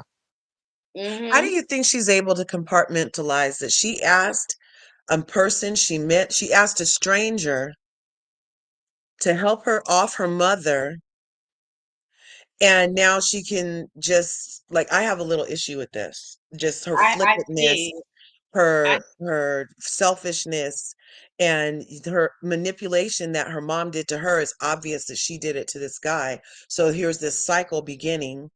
And that answer she gave, that interviewer should have pushed a little harder, maybe. I don't know how do you push, but she was doing a lot of leading questions that made it like soft on the answer. I would have pushed a little. I would have been like, well, how is it that he's the only one there and he only did it because of you? Like, that's weird. It's definitely weird. AT2 feels Gypsy family failed her. I agree. They knew that girl wasn't never sick. They knew. They need to be arrested. The family too for letting this happen. I agree, AT2. And also she was SA'd by the grandfather. And I believe if it happened to Gypsy, I'm sure it happened to Gypsy mom. Now, Gypsy mom was also sick as a child. She had a heart murmur. Oh. And her mom was the same way with her, wouldn't let her go outside, very protective, and things like that. Cycles, y'all. Got to break these generational cycles. It's a lot of generational cycles. But what I liked about the Lifetime special, they approached the grandpa. Like Gypsy said, you SA'd her. And he's like, no. He put it back on Gypsy. He said, she would try to touch on me and I would tell her no. I would push her away. We Sick all know. big sick bastard. I tell you the truth, but that guy, her answer to that guy deleting her mother, okay, that was cold. That was cold. That was basically like she was like, look, you know, He I shouldn't have did been my stupid enough to time. do it. Yeah. There you go. So that's on him. Yeah. That's basically what it boiled down to. That's on him. Okay. Like that was his choice, not mine. And that was a shame. And then they said that he had some kind of challenge, mental challenge or emotional challenge his own self. So exactly. I don't know. And they both was probably doing drugs to do that, When And I was then to watching like the do Dateline the interview, classic, I just murdered somebody and now I'm gonna go have sex with the nearest person because it or got me delete hot and bothered. Yeah, That is we got to so use the word weird. delete it. We got to use the word delete it. Oh, delete it. We can't say the N Yeah. word. My bad. Can't say the N word. So yeah, no. Yeah, to actually delete somebody like that, and then in the manner in which you do it, okay, that has to have a lot of rage behind it. Now, pulling a weapon out on somebody and just pulling the trigger, you don't have any contact. But to take a device and stick it in and out of somebody's flesh, that takes a lot. You know what I mean? and can That's I one-on-one mention? contact. Yeah. And that's a messy thing too. Yeah. And can I also mention that wasn't Gypsy's first time trying to take her mom out? No, it wasn't. It was not. She tried to do it on her own at first. Y'all gotta watch that Lifetime special. It reveals a Okay. lot. Yeah, but don't tell. Okay. It revealed a lot. AT2 says the scene was that scene was hard to watch about the SA. The uncle also said she was lying. Exactly. And the grandpa SA'd her. And it's just like, what are you to believe? Like, because she's a trained manipulative liar. That's that's true too. Is. But I just want to make that point. That wasn't the first time Gypsy tried to take her mama out. So for her to go back and say she didn't really want her dead is a lie. That's a lie. I'm gonna leave. She just told that lady, I really didn't want her DEA deed. I just wanted it to stop. So why'd you already try to KILL her before if you didn't want her DEA deed? Because your manipulation and your lying. And I think she's enjoying all this fame and attention. I'm sorry. I believe you've been locked up for almost 9 years? She's been locked up. You trying to? The first thing she does when she comes out is show a selfie. Yeah, well, I'm not trying to condone anything that she does, but I feel as if because she was so isolated, she's probably been longing for attention, you know. And when she got out, she was like, "Oh, okay, this is it," you know what I mean? And then her story, is has resonated, not resonated, but some people are interested in it. She just took advantage of that. You know what I mean? I'm not mad at it. What do you ladies think about Katt Williams blowing up the internet? Oh, I love it. I love it. First of all, I love me some Katt Williams, and I'm just gonna tell you something. I ain't never been attracted to Katt Williams. I was like, it's cool dude, but when he was on there, I was feeling a little. He felt a little sexy to me when he was doing all that because he's smart as a mother scripture. Okay. He's not everybody responding. Everybody responding. I'm gonna tell you something who should be really happy though, because I went through Shay's numbers. Okay. At the most, Shay got, I think, 2.6 million, 1.3 million, but most of his views are 35,000, maybe 100,000, but they're something like that, okay? Yeah, As he got of like yesterday, he closed out at 26 million. yeah. Katt Panda put was him fit. on, okay? Katt put him on. He ought to be thankful for Katt. You know what I mean? And everybody's coming to his show now, looking at the stuff, and that was a long show because I was like 3 hours. Isn't Yeah, it like 3 3 hours. 2 hours? hours and 46 minutes. Katt is And look, intelligent, though. more He than ain't tell no filmed it, lies. you guys. What I'm you looking say? on here now, and the video's up to 29 million views 3 days ago, and it's only an hour and 50 minutes. It was 2 hours and 46 minutes just last night when we watched it. Yeah, Again. I watched the whole thing. Again. And I definitely think it's some Oh, truth it's to still it, up too. especially when it comes to the stealing of material and things like that. But he's a good exaggerator too. I love it. Yeah, he exaggerated, but everybody pump up their story again, like the 3,000 books, okay? Because I added them up. That's 8.2 books a day, okay? I did the same thing, Kim. I went straight to the calculator. And I'm you was like, in even if they were pamphlets, they count. So maybe he was reading audio books. I mean, even an audio book. I mean, I don't know, but but he said red. Yeah, Okay. That is hilarious. But why was Ricky Smiley crying, blubbering, crying? Why did he set his camera up on his thing while he was making a cup of coffee to then cry like shoulders racking, crying? I don't even know. Did you see that? I missed that. I heard about it, but I didn't find a clip of it. So he lied about not doing drugs in the book. Oh, look what Michelle said. She said, I couldn't watch the whole thing. It was too long. I think he told the truth about what he said about the comedians, but he lied about not doing drugs in the books. Yes, he did. I don't know. I feel like I don't know. I don't know. So I for that, believe the he book called lied about Giver. that because I watched one of his shows. Okay. I forgot where he was. I didn't want to say his fault name, but wherever he was, he came on late. When he finally made it on the stage, people booed him. He was trying to start off telling his jokes, but his jokes were failing because he couldn't get it together because he had an altered state of mind, whatever you want to call it, okay? And then they started booing him. He cussed them out and tried to go down there and fight them. His people had to pull him off stage, and then the promoter or the manager or somebody came back on and said, we're gonna take Katt off because Katt said y'all might think I'm high or whatever, but I just went and I got me some reefer or something. This ain't reefer, ain't what I'm used to and everything or something like that. But the bottom line is I think that he was, but hey, I guess he ain't gonna go on national TV and tell everybody that he was a druggist. Yeah. I kind of agree with him where he says he's not, and nobody can say he ever has been seen partaking. So nobody has been able to say that they've ever seen him partake, which a lot of people would be, oh my God, he a liar. I saw him do this, this, and that, and this, and that. Nobody can really ever say that he's ever done anything more than the two things he's admitted to, which is liquor and marijuana.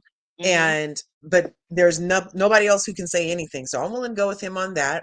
And if you're used to one strain and you get a different strain, you can act out of sorts, and you can be late, because if it was so good, you get in a freaking like practically a K-hole in your dressing room, and you start messing with the one little hair that won't go straight. There's all different kind of things that can happen from only using marijuana on a regular basis. He could have been sleep deprived. There could have been so much stuff. I don't think that with all the truth he would tell him, he would take a moment to lie on himself like that. I'm just saying that.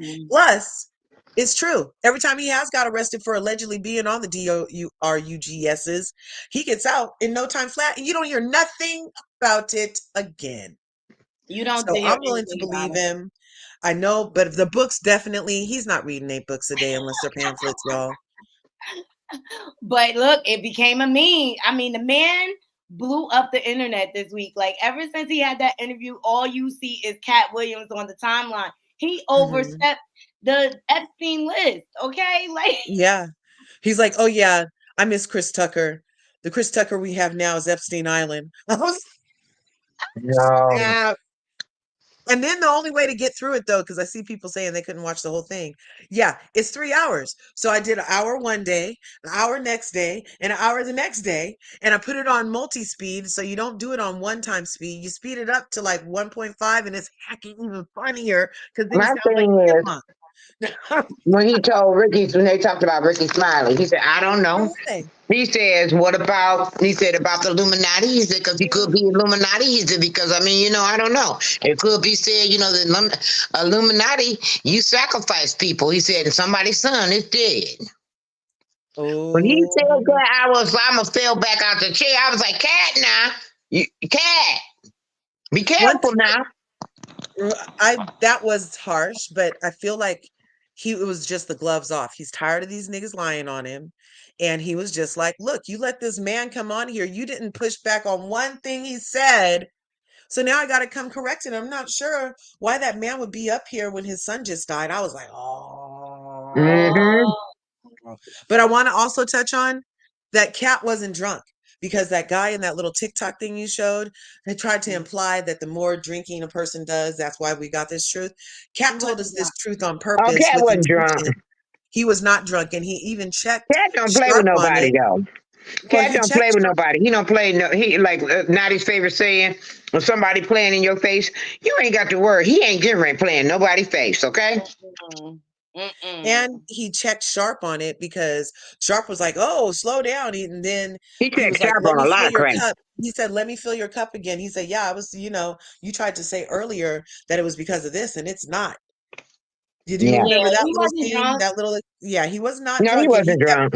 He kept lifting up the water bottle very high to fill his glass. So we saw he was drinking more water than stuff. Sharp was on his like 8th glass. He couldn't handle it, huh?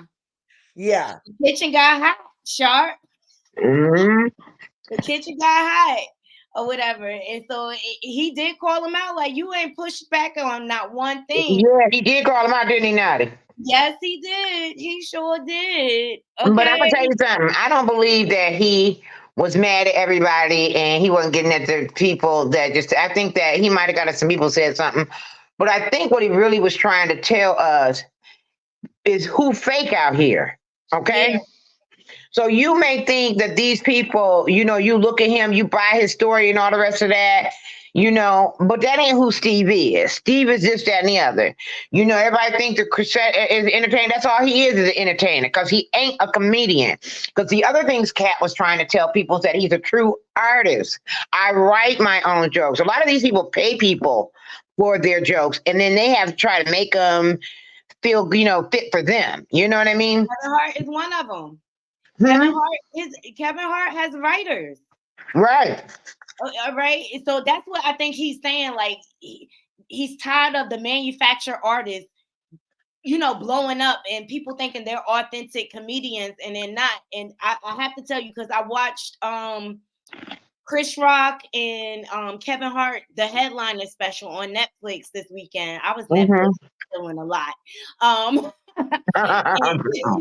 And they show Chris Rock's process how he had index cards lined up, and each index card stands for the joke.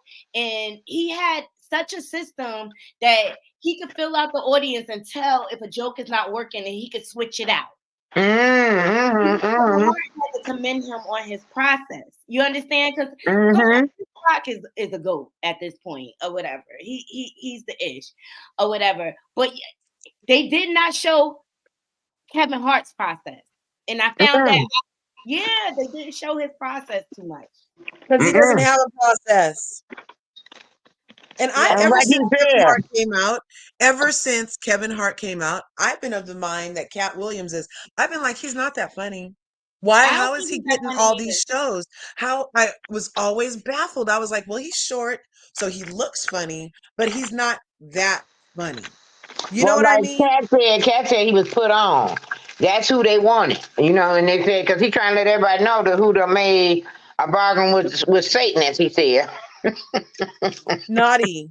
Yeah. I'm sending you stuff. Did you already show how Katt told the truth about the funny face looking light skinned women that all these people get, and how the internet is undefeated because they went and got a collage of the comedians he's talking about? Did you see that picture? Hold on 1 second.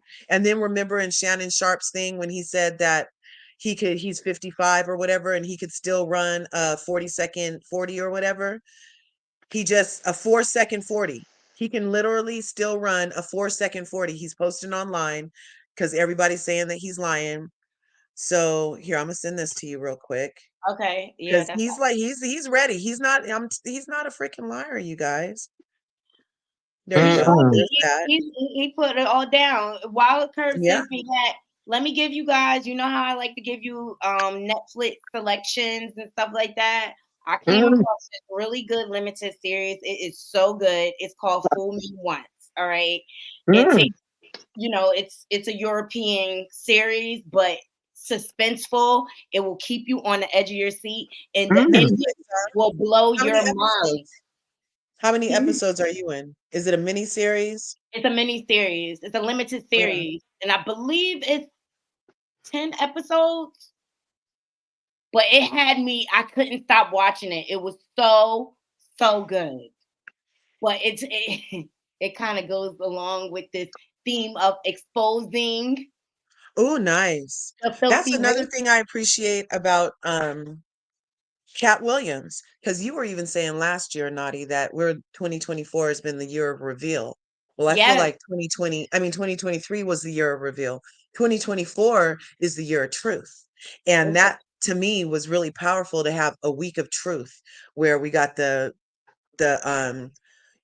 truth about all of these people in the first like 3 days of this. It just like to literally hit the ground running with 3 hours of truth.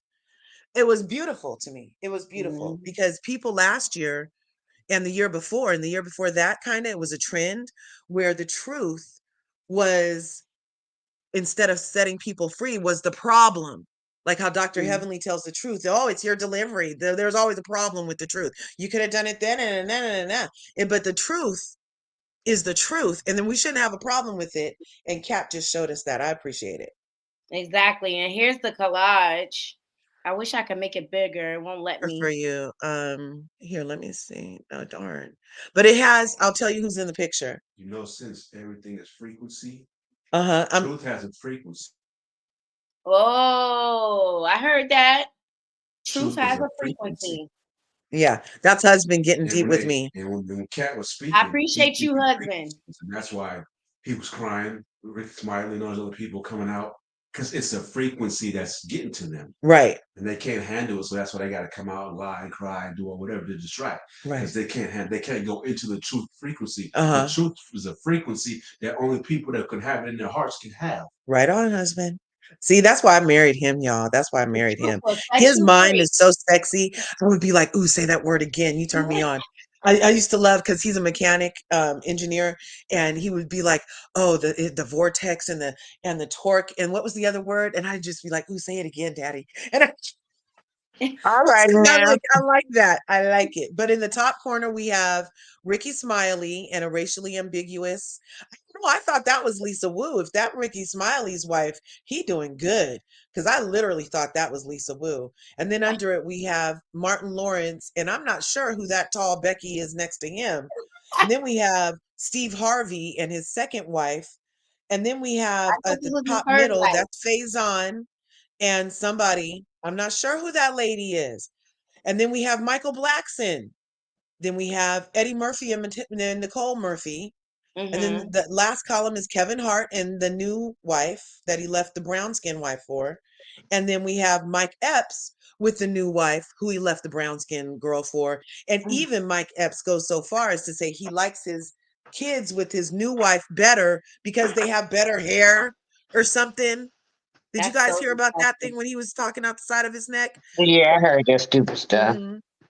But Katt Williams said that these people are part of the program.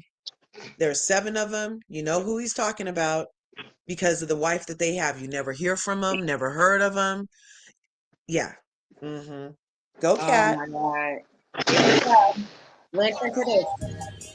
Oh, it has music, but this is Katt Williams, fitness. He said he still could run. Yep. In 4 seconds. Katt Williams wasn't lying about his speed. Okay, so he really sexy now. I know. Run a 4.340 or 4.340. sub. I can do a I used to run that in 4.16 high if school. I'm in there's Jimmy short. John's across the street. We can order a sub. All right, so he ain't lying. Scene from Atlanta of Katt Williams running. He still can. He can run hella fast. He can run. Do it on the first one again. Let me see the Huh? first one again. Because Okay. that first one, he has a certain like running style. Watch, you guys. He has to do it like kind of in and on his toes. Watch. You see that? He's focused on that line, y'all. He's definitely in shape for sure. He is. That is fast. For sure. That's fast. He older than you, Daddy. Uh-huh. You better give your. How he older than me? Isn't how old is Katt Katt's Williams? like 50. Katt Williams, how old? Look. I thought he said he was Hey, Siri, 55. how He old just is turned Katt 56. Williams? 52. Yeah, see? He Oh, like 50. okay. Yeah, you still got him, Daddy. Go. 52. Oh, I love it. I love it, ladies. Yeah, well, I found it very, very insightful. I'm glad that Katt got his thing out, his whatever he wanted to say, because everybody be trying to down Katt, play Katt for some reason. I don't know, but he's one of the funniest comedians out there, and I don't even know why. And they ought to know the way he did that woman Wanda on that radio show, that he don't back down from nobody, and if you come at him, he coming for you. All blazing, all guns blazing, because you remember that radio show when she tried to stick up for Tiffany? Tiffany Haddish. Yeah, he You mean that annihilated that co-host woman. girl? The co-host Yeah. girl? And then Mm-hmm. he had to roast her really bad? Oh, he annihilated her. Well, So I I'm just- thought he did the preface for that story too, Kim, where that lady lied to him and tried to set him up. She had approached him and was like, "Oh, we're going to do these questions. We won't ask you about this." right, that's right. Mm-hmm. And it wasn't So none of that. she got what she needed. Mm-hmm. She thought she was getting ready to get him, but he got her. She got. Mm-hmm.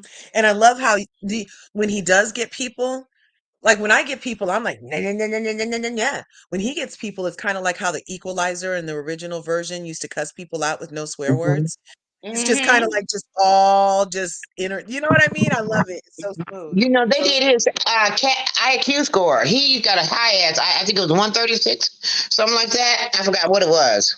Yeah. But they showed he had tested his IQ and it was very high. Yeah. And that's why he was too smart to release his booty hole. Well, I think, some people have a regular IQ, but I mean, releasing your little tail, I mean, that's more than just IQ. I mean, come on now. That's having somebody just dominate you and all the rest of that. Yeah. Or degrade you, That's crazy. But That is. even with that IQ, they still allow it to happen. They still reason, it into existence, that it's okay, that it's just part of what goes on.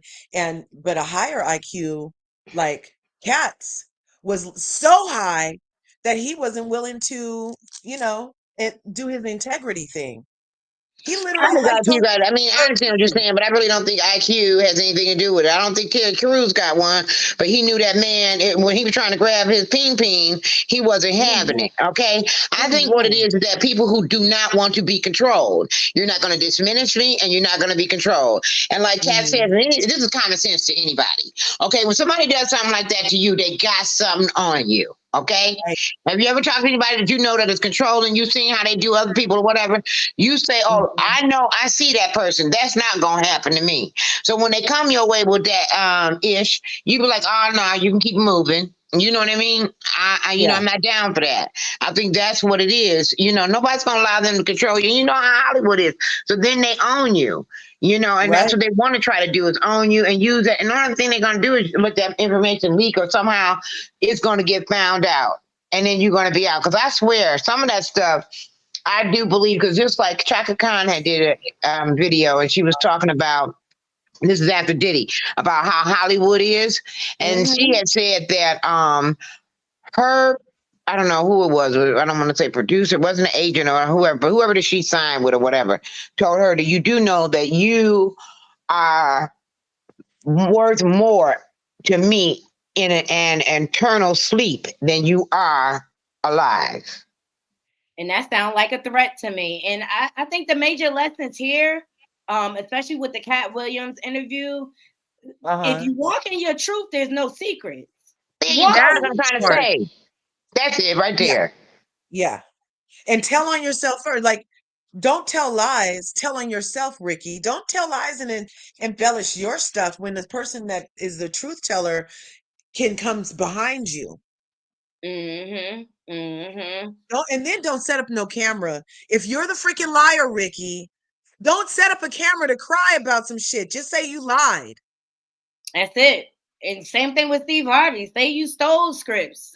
Say you. And then to say that he lived, because he sure enough did say he was living out of his car on a chitlin circuit, and then Katt said he was getting paid $3,000 a night. And back then, that was a lot of money. And at the incident, I don't think he was ever really homeless. I think somebody came out and said that was not true. I don't think he was never really homeless. I know some facts. He was a womanizer. Right. For sure. Right. He was a deadbeat dad.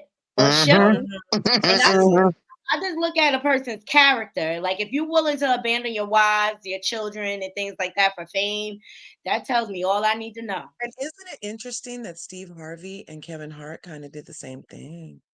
Where they had some girls, wives that were down for them, brown skin girls, had their brown skin kids, held them down allegedly through your homelessness and everything, Steve. And then you're going to dump her for your used to be friend's ex-wife while he's serving jail, and he can't wait to write the tell-all book on why she chose your ass anyway, allegedly. I mean, but that's why women need to be careful. Don't date a builder ninja. You know what I'm saying? You date somebody that's evenly yoked. You know what I mean? Because as soon as they get to where they want to go, they gonna leave. Yeah, that's the ego and everything else is gonna get to them. You done spent all this time building this broke ass ninja up, and then he gonna turn around and leave. No, date on your level. Date equally yoked. Yeah, not beneath you. Know your worth. Mm-mm. But one thing I can say about Kevin Hart, though, he didn't abandon his kids. He still takes care of his kids. Yeah, he does. He does. And I love that Katt Williams adopted 7 kids so that they could live their best life. I thought that was dope. And he does a lot for the community and things like that. And one of the things that stood out was I love that him and Prince were friends, and they both do the same kind of thing where they just are like angel donors all over for their entire existence. They've been angel donors, and they don't take any shine. That's how you know it's in their heart. Because they don't even have to tell you. And he didn't even want to tell us about this, except for that they're trying to say that all Katt Williams is doing is trying to clout chase off of their name. It's a lie. It's a lie. No, it's a lot of people have been coming out. This is one of the white comedians. There's one white comedian here came out and he has said, listen, Katt Williams had reached out to me, told me to do a comedy show that I could, I met him one time and said, you're a comedian, you can come out with me and open for me. He said, and I was like, what happened to him? Because he said, I went out there. When I went there, I never saw him. I didn't, whatever. They said he was going to be late or whatever. He said, when I finished my set, I was walking down the hall and Katt came out of this back door and was like, I saw you. I saw everything you did. You good. He said, I'm going to tell you something. You can go on the road with me all the time.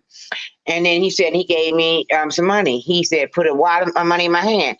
He said, I thought it was just for my show. He said he gave me 5 times what he told me he was going to give me for my show, or what I usually get for my show. He said, and I had toured with him over 30 places after that.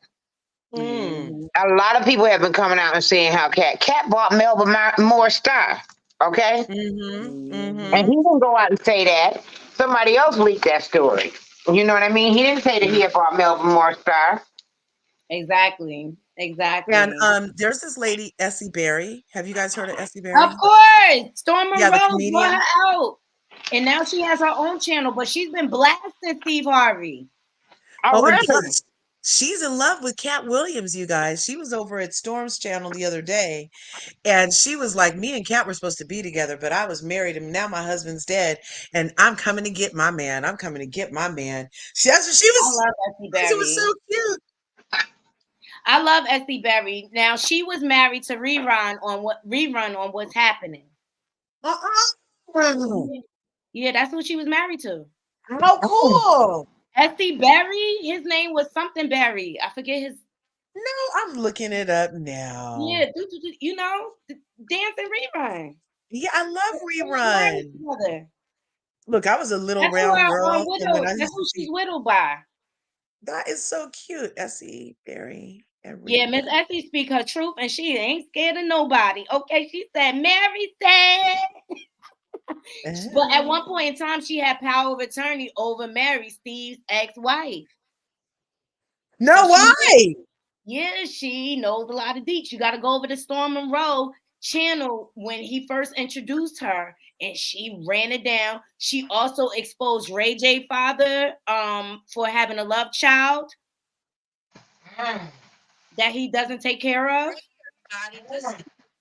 That is crazy. Fred Berry, that's it. Thanks be more, shorty. Fred Berry, that was his name.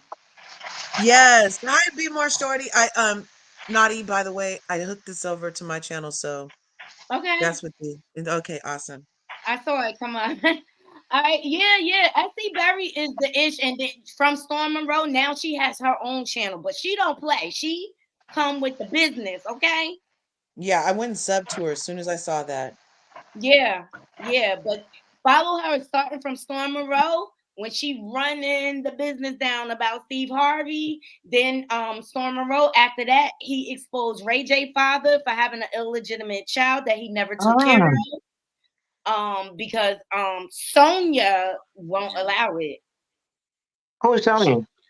His wife, Ray J and Brandy's mother. Mm-hmm. The child didn't even come about while he was dealing with Brandy and Ray J's mom at all.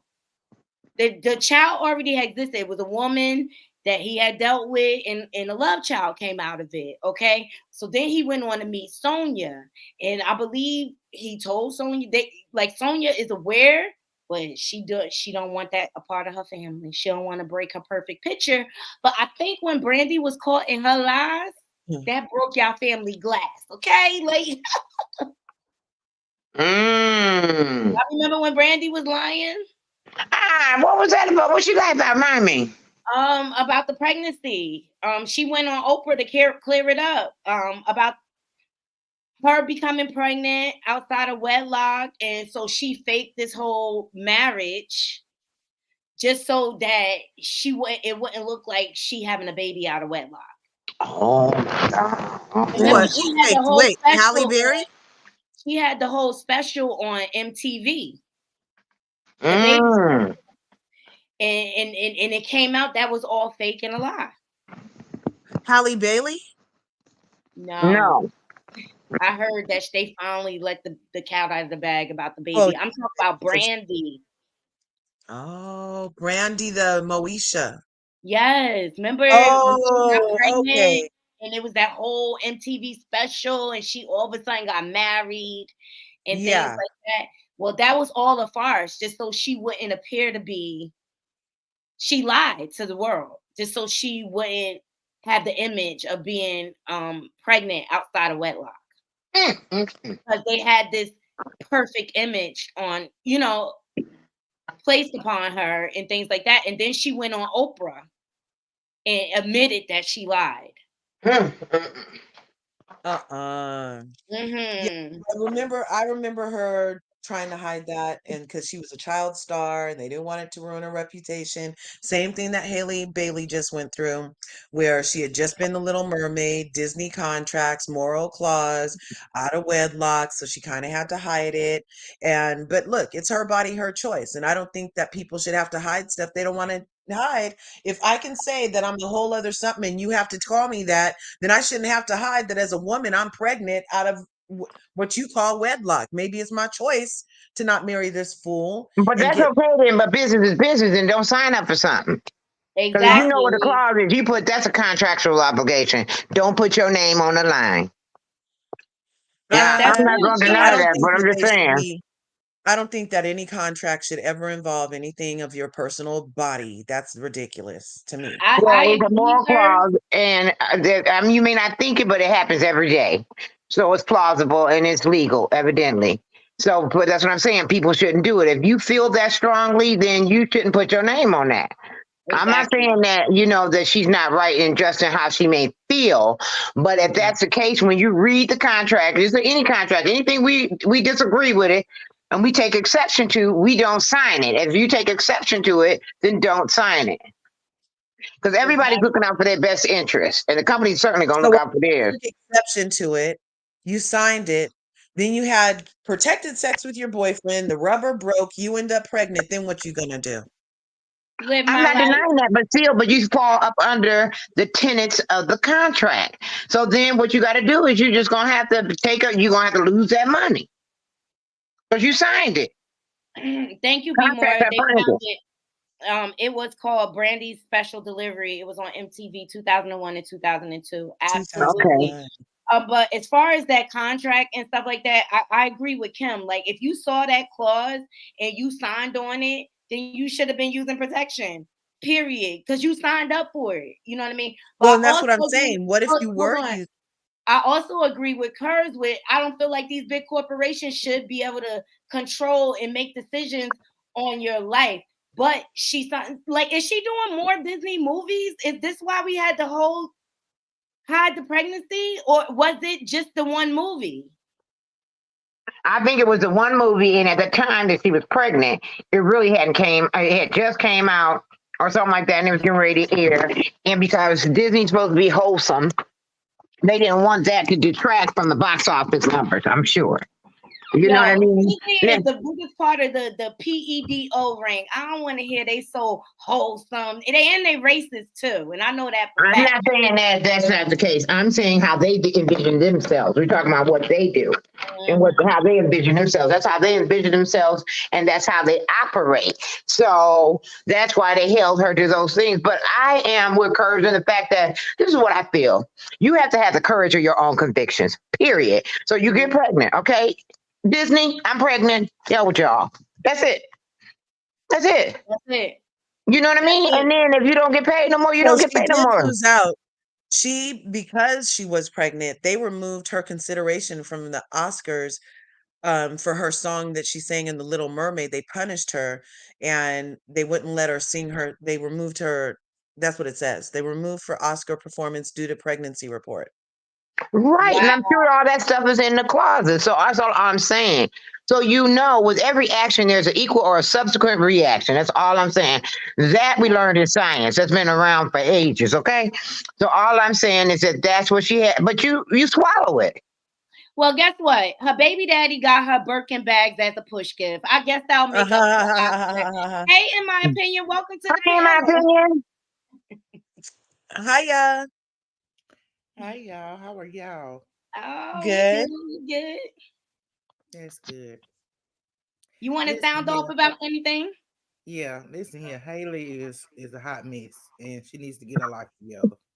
because it ain't no way in the world somebody gonna dictate when I share my good news. And your baby should have been definitely have some good news. She's only Exactly. 23, you guys. She's young. Mm-hmm. She's definitely young. How do you She's still feel old about the enough whole to Cat know. She's Williams? still old enough to know not to be wavered by anybody. She is. I agree. She's an adult. And she knew what she was doing when she slept with that man without a condom. And she knew what she was doing when she signed that contract and what all their clauses was. And we weren't in the room to know that the condom didn't break. Well, So, whatever. but But the main thing is the contract. You know what I mean? That's the contract. So whatever the contract- terms of the contract is, that's how it is. You know. Well, the contract doesn't say I can't have sex. Nobody said it didn't. It was talking about other things. So sex is, you know, everybody knows that's a precursor to getting pregnant. Okay, I think that's a foregone conclusion. Right. But still, accidents happen. I just still don't think that's weirdly not fair. But if you Google, does Disney have a morality clause? Supposedly they don't, but they can. It's Yeah, weird. so that's legalese for a loophole. So Yeah. in you know, same thing. They know what they can do in their power, and evidently, if they couldn't do it, they wouldn't have been able to do it, but they did. And I don't think she's the first one either. But I don't see, know. I wouldn't sign on for those type of contracts. Seriously. That's all I'm saying. You know, you got to have the courage of your conviction. You have to say, well, how I run my life is important to me, and I'm not going to let anybody undermine it. No, I'm not signing it. And you walk away. But she didn't. She wanted that Disney money and that Disney exposure, and that's what she did. And she figured, you know, hey, if anything happened, let the chips fall where they may. Right. Exactly. Because I would have signed it too. Her and her boyfriend, they were trolling. We knew you had the baby, Halle. You wasn't fooling nobody but yourself. But here's her post that she posted, and the baby, I believe the name is Halo. And she says, even though we're a few days into the new year, the greatest thing that 2023 could have done for me was bring my son. Welcome to the world, my Halo. The world is desperate to know you. So that's how she announced it on her page. So cute. A little whoppy, okay? And that's just on the tail end of DDG, her baby daddy, telling everybody to mind their business. Well, man, y'all go live and the baby bump is missing. Of course, people are going to ask questions. If you don't want us to ask questions, stay off live. Well, now the internet live that he did, where he was telling everybody to mind his business, everybody saw the baby crib and the Halo sign and everything, so they knew everything. Yeah, they was about to come out. They was just showing it all over the place. They were like, "Look, in DDG video, it was a baby crib there, and it was Halo." And remember, he said in the interview he was gonna name his first child Halo. Y'all did this all wrong.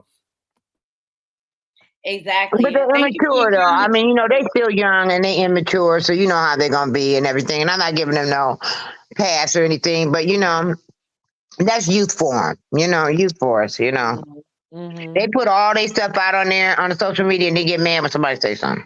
I just want to say, welcome to the world, Halo.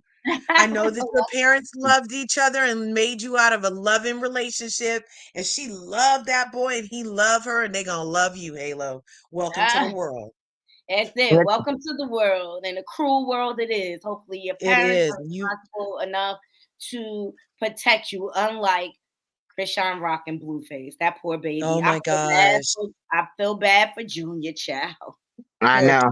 But I want to say this about being young and immature. That's like Cardi got up and cussed all her fans out this week. Because they're mad that she slept with Offset on New Year's Eve. I don't think they care about that. It's just the fact that they play in our face. 1 minute you telling us all your business, then the next minute you're screaming, talking about mind your business. That she said, yeah, that you and Offset back together. You know what I mean? I mean, but they are back together. They're married still. Like, there's no legal separation. You know what I mean? And nothing. That's her husband. With marriage, you go through ups and downs. Okay, like, and if she felt like jumping on her husband, that's her business. But how do people know? She probably was just saying that so the other girls could be mad. Boom. Mhm. Okay. Just like Uh-huh. Krishan was doing Jay and Alexis. Every time something popped off for Jay and Alexis, she would say, "Oh yeah, Blueface was over my house hitting that." Da, da, da, da. That's what they do. That's the game they play. Mhm. Andor says no company would not stop me from having a child. It was what life is about. LOL. Or whatever. Yeah. So yeah, Cardi could have been playing in everybody's face still. She probably tried because remember he was rumored to be with the other girl, Jade. Mhm. That's the ghetto games they play. That's what Project Mhm. Girls do. They play all those games, lie, throw all these lies out there to throw the other girl off. They fake and Mm-hmm. call DIFES, Department of Family Youth Services on you, say you a bad mom. Those are Mm-hmm. the ghetto games. Mhm. Try to get your food stamps cut off. Mhm. And I'm here to say people need to cut themselves off from the internet and work on their relationships behind the scenes. Everything is in for everybody. And at the level Mhm. that Cardi is at now, she should just be using the internet for her business only and not her personal, period. Mm-hmm. Because Mhm. it's Mhm. I obvious agree. that mentally she cannot handle it. Mhm. But She also, cannot this has handle it. been Cardi. Cardi has always taken stuff, and that's part of why Cardi has blown up because she has shared so much personal stuff online that people feel they have access, and that access makes people love them because you want to be near somebody who's huge. But also, she's big, so big now that she should probably learn to temper that impulse to bring it all to social media because then you will get backlash from the people that love you so much because they have access to you. So it's kind of like her own catch 22 that she created because we love that you share, but now you're oversharing and you're older now. When are you going to stop oversharing this part? And like Nadi said, just share some new music, boo. Just use it for your business. That's it. We don't need to know the ins and outs of your relationship. We know Offset is for the streets, just like you know. Okay? We Yes. know this. We don't need to know anything else. You know, really. Off We that don't for the need to street. know. We for the streets. You are so hilarious. Oh. Well, ladies, I'm gonna let you go around and give your closing thoughts on whatever topic you want to round it up on. And just a recap for those of you just joining, we got into the whole Katt Williams burning down the internet. We also got into Gypsy Rose Blanchard, in her release from prison. Go check out her mini series on Lifetime right now. It's telling her story from her perspective. All right. We also got into a Dateline interview that she did, and it was also very revealing, very cold and calculated, if you ask me. All right. And then who else we talked about? Oh, I gave a suggestion for the Netflix series Fool Me Once. It is a very good series. I'm telling you, if it's raining and snowing where you at, this is the series to watch. It will have you on the edge of your seat. All Mhm. right, we're gonna start with In My Opinion because she joined last. What are your thoughts? Cat Williams, keep doing what you're doing. Let the haters hate. Mhm. See, it's 2024. Y'all don't need to be posting all y'all business on social media. Take Mhm. us out the group chat. Mhm. Mm-hmm. I love it. Kim, what's your final thoughts? Cat Williams is real. That's all I gotta say. He is the dude. Okay. He my Mm-hmm. MVP. Starting off, he busted open 2024 just the right way. Okay. Mm-hmm. Mm-hmm. Anything else? Nope. All right, Curves. What are your final thoughts? Okay, my final thoughts are so tell the truth and leave a little mystery. So tell the truth like Cat Williams and leave a little mystery like we were just saying Cardi doesn't do. So in that regard, that's over truthing. But leave a little mystery. It's okay to be a totally honest person and still not tell everybody everything, and just be your awesome selves and just don't be a freaking gypsy. Okay. And I think If that's there's what something Halle, I wrong, got a lot of respect for her because she did keep a lot from us, and when it comes to the baby, and she just mhm. basically took control and said, "I'm gonna show y'all what I want to show y'all when I want to show y'all." Yes, yes. So leave a little mystery, but tell the truth. She never said, I'm not pregnant. She She never said just it. didn't share her truth with us because we don't all deserve it, especially after Funky Dineva went in on her like that. Oh my God. So, That's why he yeah. probably, another reason why he probably don't have a job anymore. He Well, I'm quit. surprised it took so many months after all of these abusive comments towards Black women to get him finally fired. Well, he said that He he quit. quit. He only had a 6-month contract where the other people had a 1 year because I he don't felt like think it he would got turn fired. around, the money would turn around. Who said something? I don't think he got fired because somebody else validated his story. They said they knew He somebody that quit. worked. Right, yeah, he quit, but I believe that's why they didn't give him anything extra. Yeah. Um, Oh. Because he said it was for money. So he said that even though everybody else did a year, he's going to do 6 months, see how it all work out. He said because they were paying him $20 a day for like 2 or 3 days. He said now we work for 5 days and they want to make it $17 a day. Saying that you're going to make, just to give an example. And so Mhm. anyway, so he said he'll do 6 months, see what happens. Well, he did 6 months and they said same thing. wow. Okay. So they used him for his thing. He thought he was getting over, and they ended up using him for 6 months to put that show on the map and then let him go. Okay. No, they didn't let him go. He chose to go. He could I have don't stayed. know. He could have He stayed. He was said he could have stayed. That's not what he said. So he said he could have stayed, but he didn't want to make that money, that little bit of money. He said, and then, if you want to think about it, I made 5 times, 6 times more than that on my YouTube show. He said, which all them days would take me away from that a little bit. So why not just do my own YouTube show and I can say and do whatever I want to do?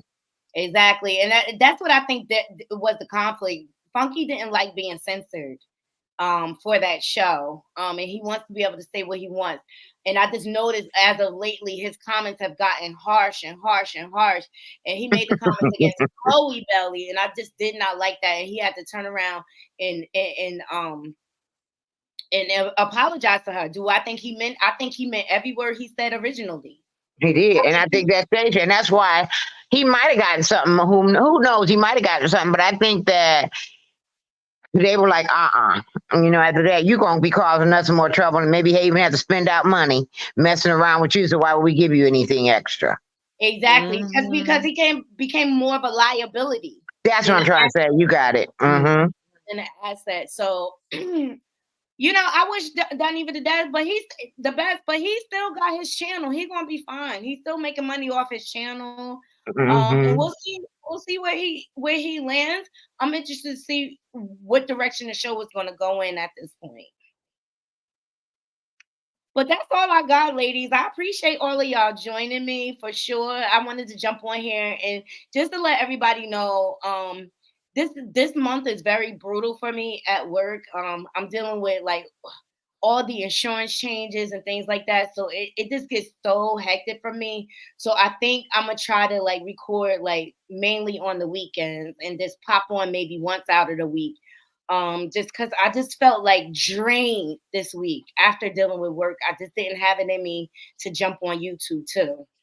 I understand how that is, honey, because I tried to take off this week because I'm moving, and then I started getting so many calls about this insurance and people's plan changes. I'm like, oh my God. Yeah.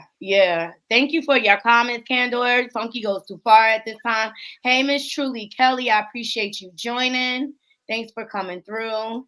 And I appreciate you ladies joining me. I don't know when I'm gonna jump on again, but like I said, I'll probably just save most of my commentary towards the weekend and at the end of the week, just so like I could preserve my energy. Right, you gotta save yourself.